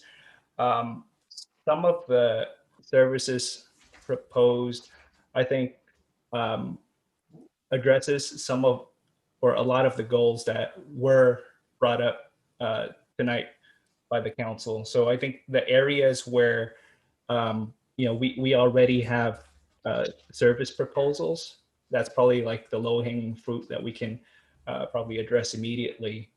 The ones that might require like an RFP for and more extensive work, we'll cross that bridge. That's my view. But I heard a lot of great things tonight. A couple of them stand out to me. I do think that supporting the at-risk youth and providing that kind of mental health support is so needed during this time. Just because I know so many people who are personally affected. I'm sure all of you do. The emotional impact of quarantining in isolation, the dealing with grief of losing loved ones to COVID. There's just so much that has happened within the last year alone, and I think we as a council, I think have affirmed our support for mental health services before. So this isn't really something that would be necessarily new to us. It would align with our goals fundamentally. But in terms of my requests, it's not so much geared towards the new programs, although I do support a lot of the programs mentioned. It's more so to expand existing services and programs. So namely, Vice Mayor Montano brought up rent relief. I think that's so important. One of the things that people are affected by immediately, just by during this pandemic, is the ability to just pay rent. I think it's a bare necessity. We have highlighted over and over the successes of our rent relief program. I think at a point we decided we wanted to fund it even further. So I think if there is an opportunity to expand on rent relief, and yes, even mortgage assistance, mortgage relief, we should do it because folks are hurting, and that's something that you can actually see. And when it comes to mortgages, mortgage relief, it's not just homeowners, it's business owners too, obviously. Folks who are locked into contract and can't get out, but haven't been operating. So I know that assistance would go a long way. And lastly, the services that we are providing, have been providing, specifically as it pertains to public safety, the areas that were previously funded that we might not have room to fund with the general plan this year. I'd like to look at funding these positions. In fact, for any position that we can fund with ARPA money and is allowable I think we should. You know, the funds can't be saved, right? Or correct me if I'm wrong. Like, we can't use it to backfill reserves. So that's one way, you know, to utilize the funds proactively and not have to do any layoffs. I've been here with the mayor for 5 years now, ongoing, and we've never had to do layoffs in the past. It's not something that I feel I can do. It's not something I want to do, certainly. Let me leave it at that. And if we have an opportunity to do so, and I think we do when we take a look at the funds here, it's $16.8 million in ARPA funding. Even just utilizing a portion of that, we'd still be able to have funding left over to fund a lot of the programs, a lot of the services that all of you brought forward, while balancing the budget. And that would be something remarkable, that we can really send a strong message that we're coming back strong, bouncing back with this recovery, with nobody left behind. So that said, I'm very supportive of my colleagues' proposals tonight. I also want to, you know, support the amazing work that our employees have been dedicating their years of service to the city. That said, thank you, staff, for a very insightful presentation. You did a great job. Thank you very much, Councilmember Fan. Next up, we have Councilmember Chua. Thank you, Mayor Chan. I just want to add one thing which I forgot to add to my PowerPoint.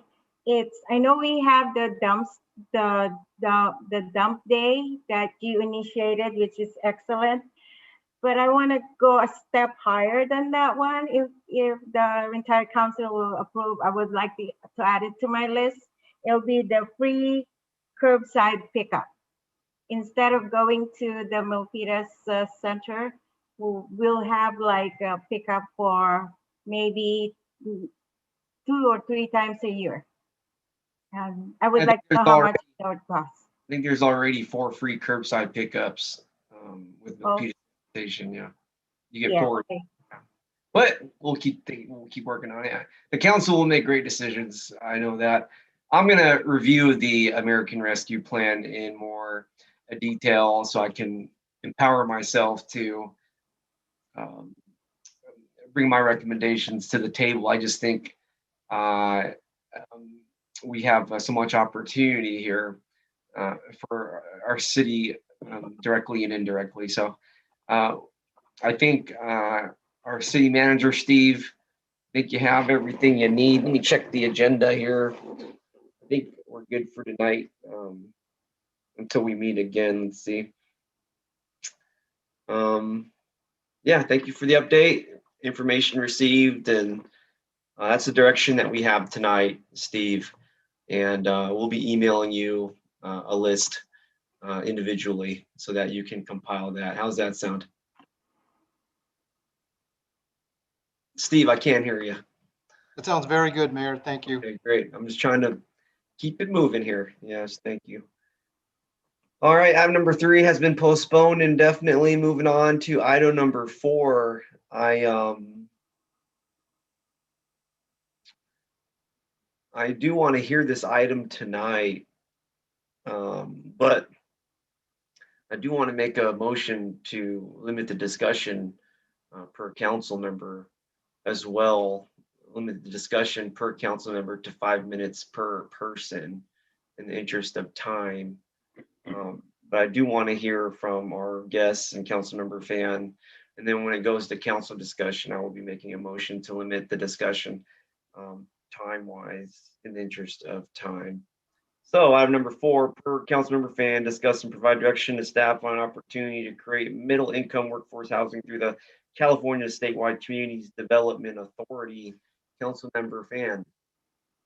Thank you. I also want to note that we have members of the project team who are available to answer any questions. They are in the meeting right now, our current meeting. So essentially, I think something that we have always been meaning to address is our housing numbers. And for the most part, in terms of market rate housing, there's not much of a shortage of that. We are on the lower end when it comes to affordable units and the middle income range. I think Vice Mayor Montano, said it best earlier when she mentioned the middle income folks that are left behind, that they make a little bit more than what would be considered in the affordable range. So they don't qualify for a lot of the services, especially housing. What has been brought to my attention is a proposal to convert existing units. So we're not building anymore. The units are already built, existing market rate housing to middle income workforce housing for teachers, for first responders. And essentially what I am asking really is for the council to consider engaging an independent study consultant on the matter. And that is not, wouldn't be paid for by us. The project team has offered to pay for funding this. It'll be an independent consultant and consider joining the JPA. And that's part of the statewide program that allows municipalities to produce middle income housing. It's called the California, the California Statewide Communities Development Authority. There would be no financial impact to us joining it. And the benefits that we can potentially get is after 15 years, we would own the property. We can sell the property if we wanted to. Ultimately, we would be providing the units. We would be addressing the shortage of moderate income housing while not incurring any expense. So the financing works like this. The rents that are being paid into these units will be used to pay off the bonds. The moment that the bonds are paid off, we own it and we can sell it. We can refinance after 15 years or we can sell it, but that's up to us. We get a lot of control over it. And it's not a small project. It's 371 units. And I hear all the time from residents that, there's too much market rate housing. All the projects that are coming in are market rate housing. I can't afford that. Or the projects that are coming in are affordable housing, but I don't qualify for that. So this is an opportunity for us to address that gap. And ultimately, we'll own the property. The property will be will retain hundreds of millions of dollars in value, and we can choose to do as we wish when that time comes. But yeah, it's a relatively new concept, but more cities are starting to take advantage of it. San Jose is currently, looking to join the a JPA. There's two kinds of JPAs. There's the one I mentioned, and what's called the California Housing Authority, JPA. Both of it really addresses the same function. The one proposed to you tonight is the California Statewide Communities Development Authority. So we would need to join a JPA, and then we would also need to enter a public benefits agreement. And that's something that can be brought forward more in depth with an independent study. So I don't want to take up too much time. The request is fairly straightforward. A study paid for by the applicant, or rather the property owner, and to explore and entering into a public benefit agreement.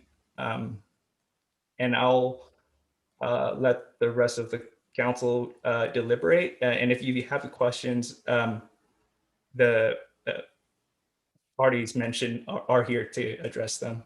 Thanks for your time, everyone. Thank you very much, Councilmember Fan. I appreciate your effort. I have no position on this item tonight. I do request from whomever our guest is, or yourself even, if you could send me more information on how this works. I just think there's a lot more to it. And for me, it's not always just about the money, but the time. And it's important to me that we value the time here in the city as well. Let me go to our guest here. First up with the virtual raised hand, John. Thank you, Mayor. Good evening, Vice Mayor, council members, and staff. John Penkower with CSCDA. We're the largest joint powers authority in the state, comprised of 530 cities and counties, including the city of Milpitas, which is already a member of CSCDA. Created back in 1988 by the League of Cities and CSAC, the Counties Association, that continue to sponsor our financing programs. What we mostly do every day is infrastructure financing, nonprofit financing, and the largest issuer of affordable housing bonds in the state. This program is new. It's been in the works for about 5 years. It's to address, as the council member mentioned, those individuals that don't qualify for traditional affordable housing. They make more than 60% of AMI, but not necessarily enough to afford rents, market rate rents in a lot of our communities. The program has been growing rapidly throughout the state. We have closed on 2,100 units just in the last few months. And we're excited about next steps. We appreciate your consideration of the program and remain available for questions. Thank you, John, for being here. Back to the virtual dais. Next up here with the virtual raised hand, Councilmember Dominguez. Thank you very much, Mayor.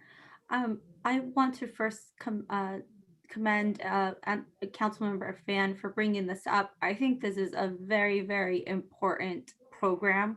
I have seen it through other cities, and I did do a lot of research and read the memo that he drafted. And so thank you very much for taking the time in drafting that memo, because it has a lot of great information.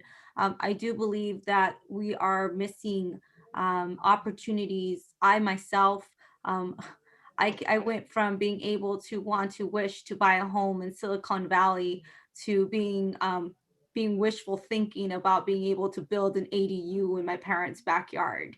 And that is a very real conversation in my house, where every month I have to figure out, am I going to pay my daughter's college tuition, or am I going to be able to live my own life at the age of 39?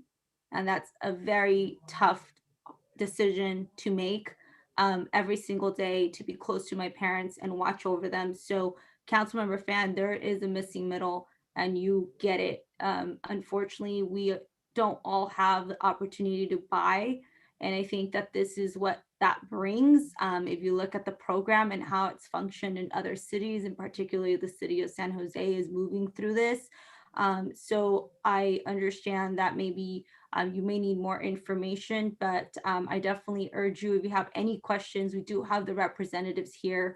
And council member, I thank you. I support this item because I think it's really, really important, and it's going to impact and provide opportunities for those in the city of Milpitas like myself, that unfortunately the housing market is unattainable for many of us. And so thank you very much for bringing this forward. Thank you very much. Okay. I appreciate everybody's time management. Just being mindful of the time. Next up here, Vice Mayor Montano. Thank you, Mayor. I had a question. So Anthony, I did receive your memo. Thank you very much. You said, per our discussion last week, I am requesting that City Council direct city staff to engage a financial consultant to study the program and provide recommendations for its adoption at an upcoming City Council meeting. So I'm a little bit confused. Is this for staff to take a look at it, or is this for staff to hire or not hire, but engage in a consultant, and staff is just going to be on the sidelines? So how involved is staff going to be in it? I guess that's the real question.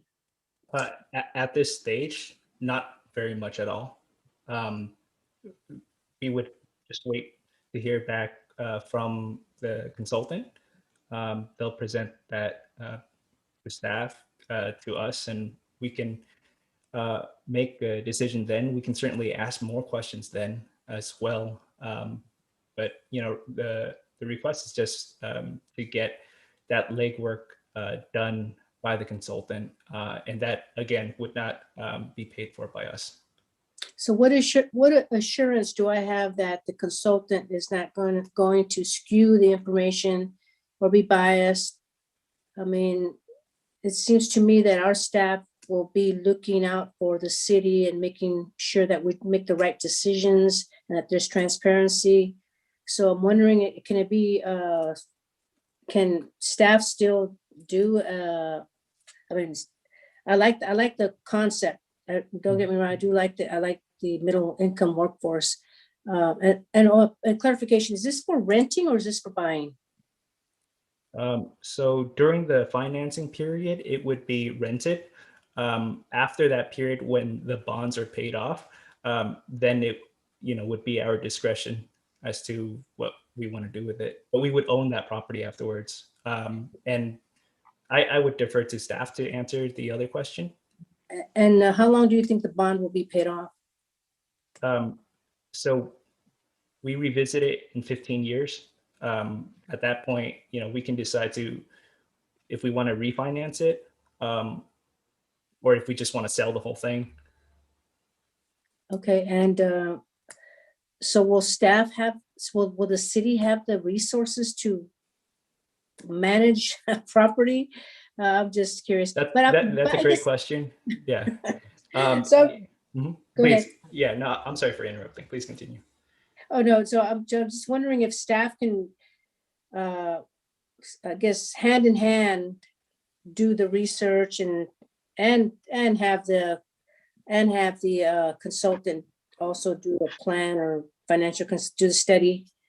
I'm just thinking that I just want to make sure that there's transparency, but I like the concept though. Yeah, no, it's a really neat concept. What's great is it'd be managed by the JPA. So and all that's accounted for. It's paid for with the rent. But if staff wants to chime in. Steve? Thank you, Councilmember. We have our Councilmember guest Grant. here. I'm not sure if they wanted to chime in. Sean from the public here. Or somebody? I think Sean, were you trying to answer their question or? Is there mic on? Good evening, Mayor Tran and City Council. This is Sean Rawson with Waterford Property Company. Thank you for taking time tonight to discuss this item.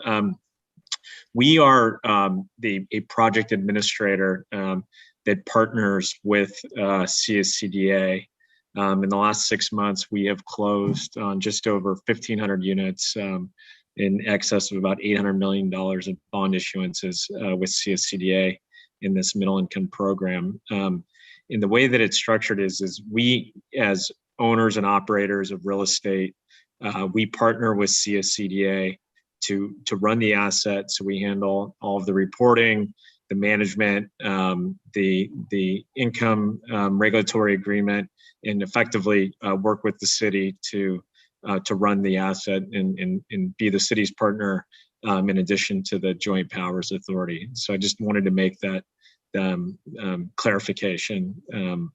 And one other issue that was brought up was the term of the bonds. The term of the bonds is for 30 years. And then once the bonds are paid off, all of the accrued equity reverts back to the city.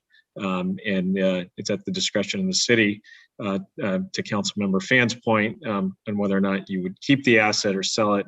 But there will be considerable equity because the bonds will be paid off. Thank you, Sean. And speaking of the bonds, and so who is going to be, the bond is issued to who? Who's liable?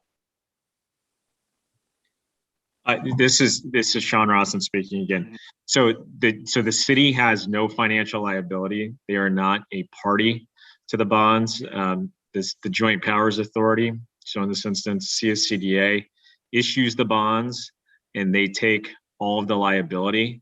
The best way to view this structure is that the Joint Powers Authority is holding the asset in trust on behalf of the city, but the city doesn't take any of the financial liability. So the city is the recipient of all the equity, but CSCDA holds the asset for the term of the bonds. And then once the bonds are paid off, then the city can choose to sell the asset or partner with a nonprofit entity and re-record a longer term regulatory agreement. But the city gets to choose what they want to do with the asset at that point. What if payments are not made on behalf of the bond? Who is responsible?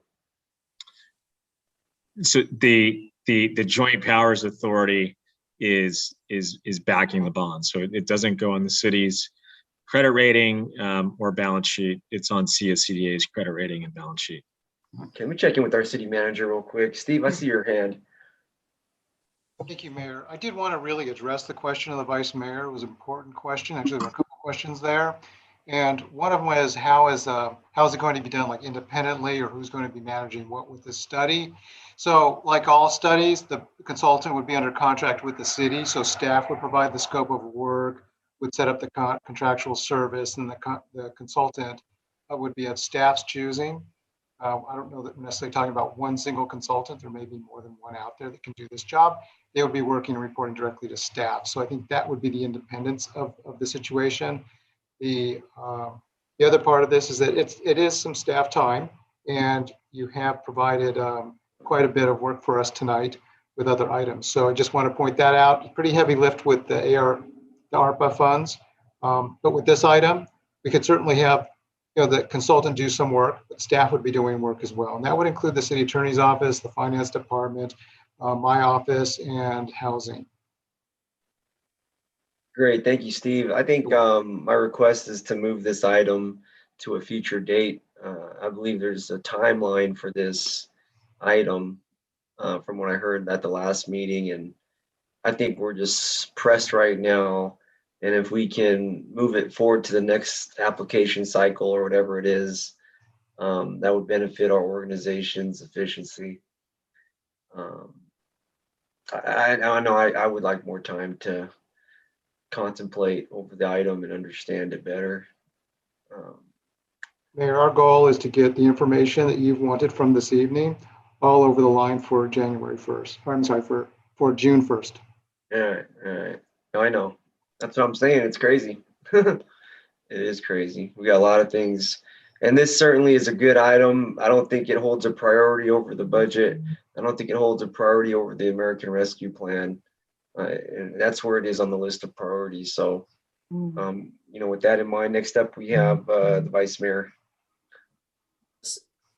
Thank you, Mayor. So it sounds like this is a time-sensitive item, Anthony, and it has to be done within a certain time frame. And the city manager, I guess you're asking if to approve for 4 hours for staff to do that, to be involved in it? Not sure. Is that question to me or to the? Yeah, Steve, sorry. Well, there's more than 4 hours of staff time, so this is a request of the council to have staff respond to the request of the council member. I see. I think it's a really important, item because it does provide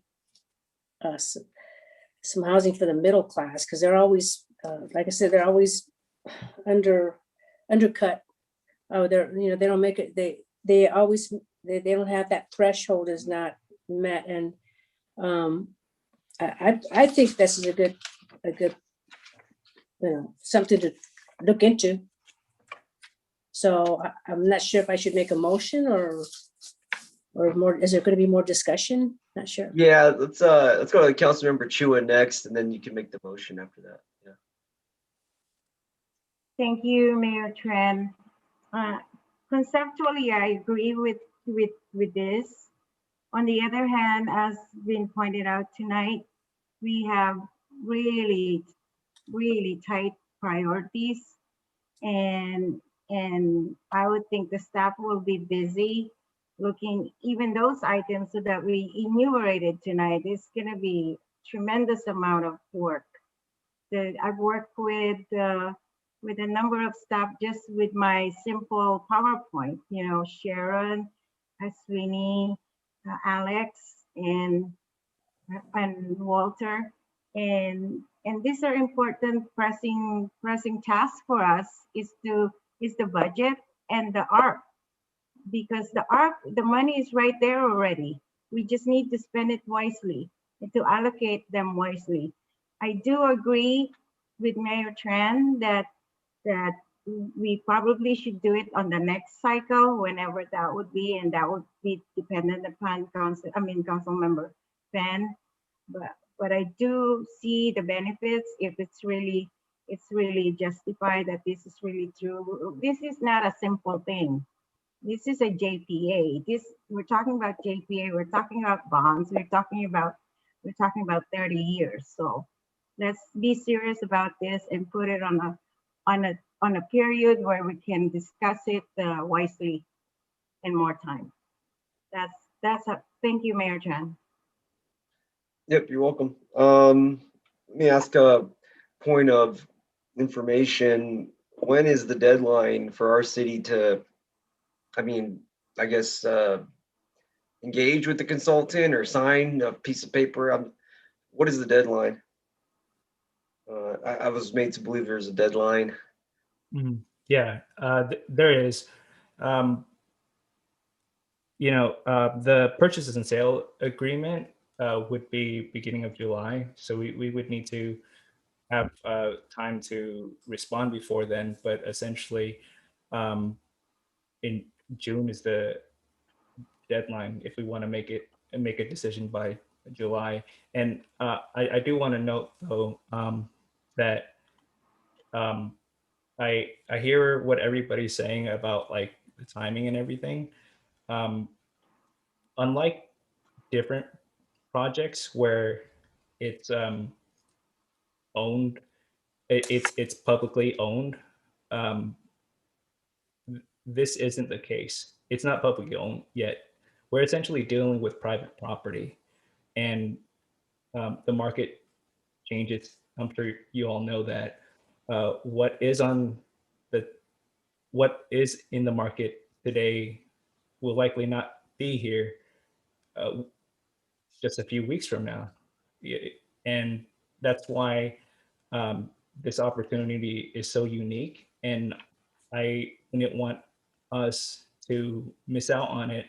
At the very least, I'd like for us to just be able to explore the benefits and then decide for ourselves whether or not we want to pursue it.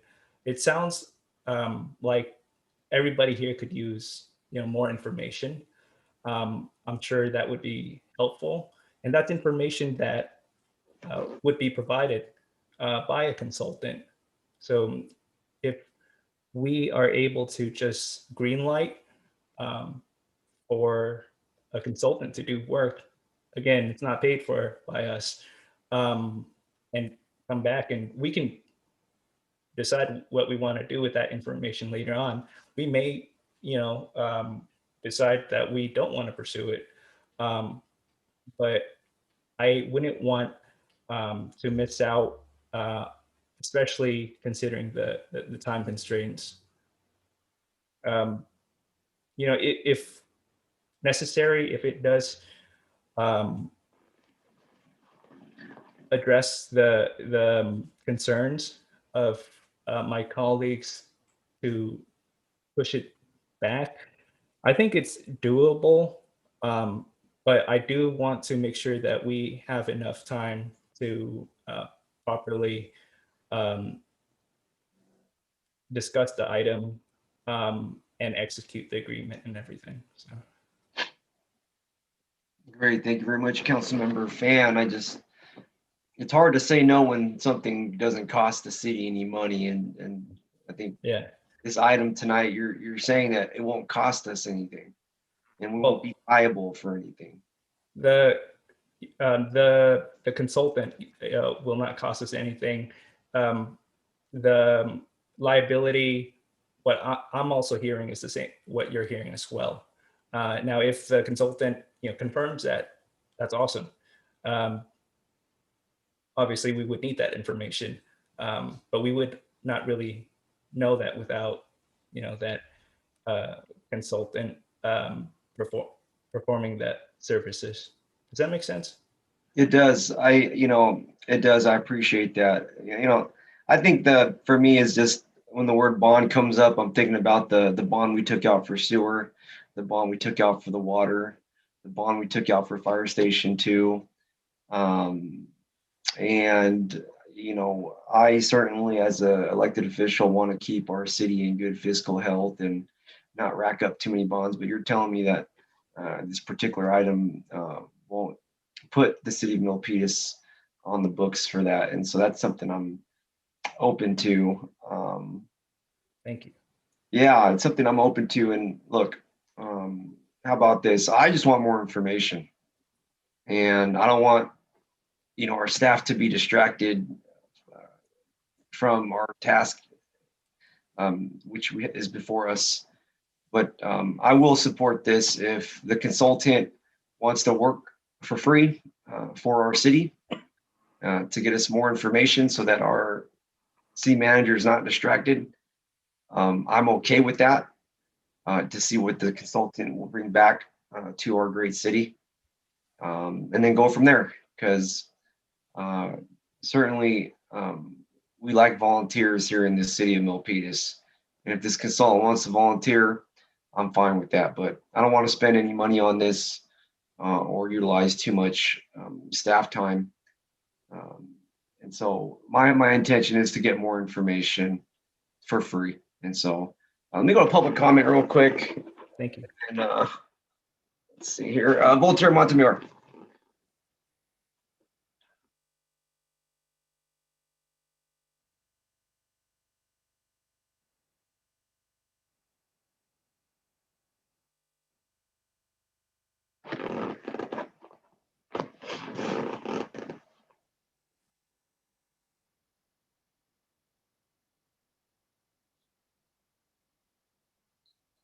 I don't know what happened. I'm on the screen now.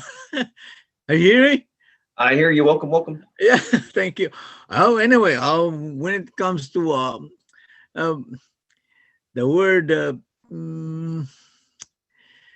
middle class, middle income workforce to be helped, and a lot of those groups, including me, yeah, are envious of having my own property. In other words, so in other words, we'll help to the best that we can. But you're right. We have to be careful, or like we have to pause and make sure we will not distract the time of the council members, and it's free. Thank you. Thank you very much. Thank you. Okay, they go to City Manager Steve McCarris. Okay, Mayor. I think I'm hearing, I'm hearing a little mixed information here. I think I'm hearing that the council in general is okay with receiving information at no cost to the city and having that information then dispersed back to the council at a future meeting. We also, I think we've heard that there's a lot of focus on the ARPA funds and the budget, which we know we're going to try to bring you a whole bunch of information back for January. I'm sorry, I keep saying January, for June 1st. So beyond that, I think I would need direction from the council to direct staff to enter into an agreement with a consultant to do the work at somebody's expense, not the city's expense. Mm-hmm. Staff would enter into a contract, and that consultant would work directly for the city staff to explore the California Statewide Communities Development Authority proposal. And I believe it sounds like it's for a specific site. So I need probably have clarification from the council member. Where is the site? Where is the site? Within the Fields project. Okay. Okay, so a project within the field, a site within the Fields project. That would help because the study would need to be focused on an area. It sounds like, it sounded like we heard a number of units. I think all that weighs into the consultant's analysis. Okay, great. Let's go to the Vice Mayor, Carmen Montano. Oh, thank you. So I would like to go ahead and make a motion to approve the consultant, or have the consultant, well, whatever you said, Steve, that's what I'm making a motion for. I think the only difficult thing for us is we're not sure on the time frame. I mean, we know the time frame needs to be before July. I do not believe we would be ready for the first meeting in June. Okay, well, whenever the study comes back. Yeah. Okay. When the study comes back. Second. I think I second Huh? Okay, I think we're in agreement. I just want to, Steve, you're good? I'm good. I think, like I said, we will not, it's highly unlikely we'll be ready for June 1st. So it would be the following meeting with some form of information for you. Okay. Hear it for the record. We got a motion by the Vice Mayor. We have a second by Council Member Chua. All in favor of virtual roll call, Council Member Fan. Aye. Council Member Dominguez. Aye. Council Member Chua. Aye. Vice Mayor Montano. Aye. Myself is an aye. The motion is carried, and looking forward to exploring this opportunity. Thank you very much, Council Member Fan. Thank you, everyone. I'm very grateful. All right. Well, I know I got one more item left on the agenda, but we did start early today.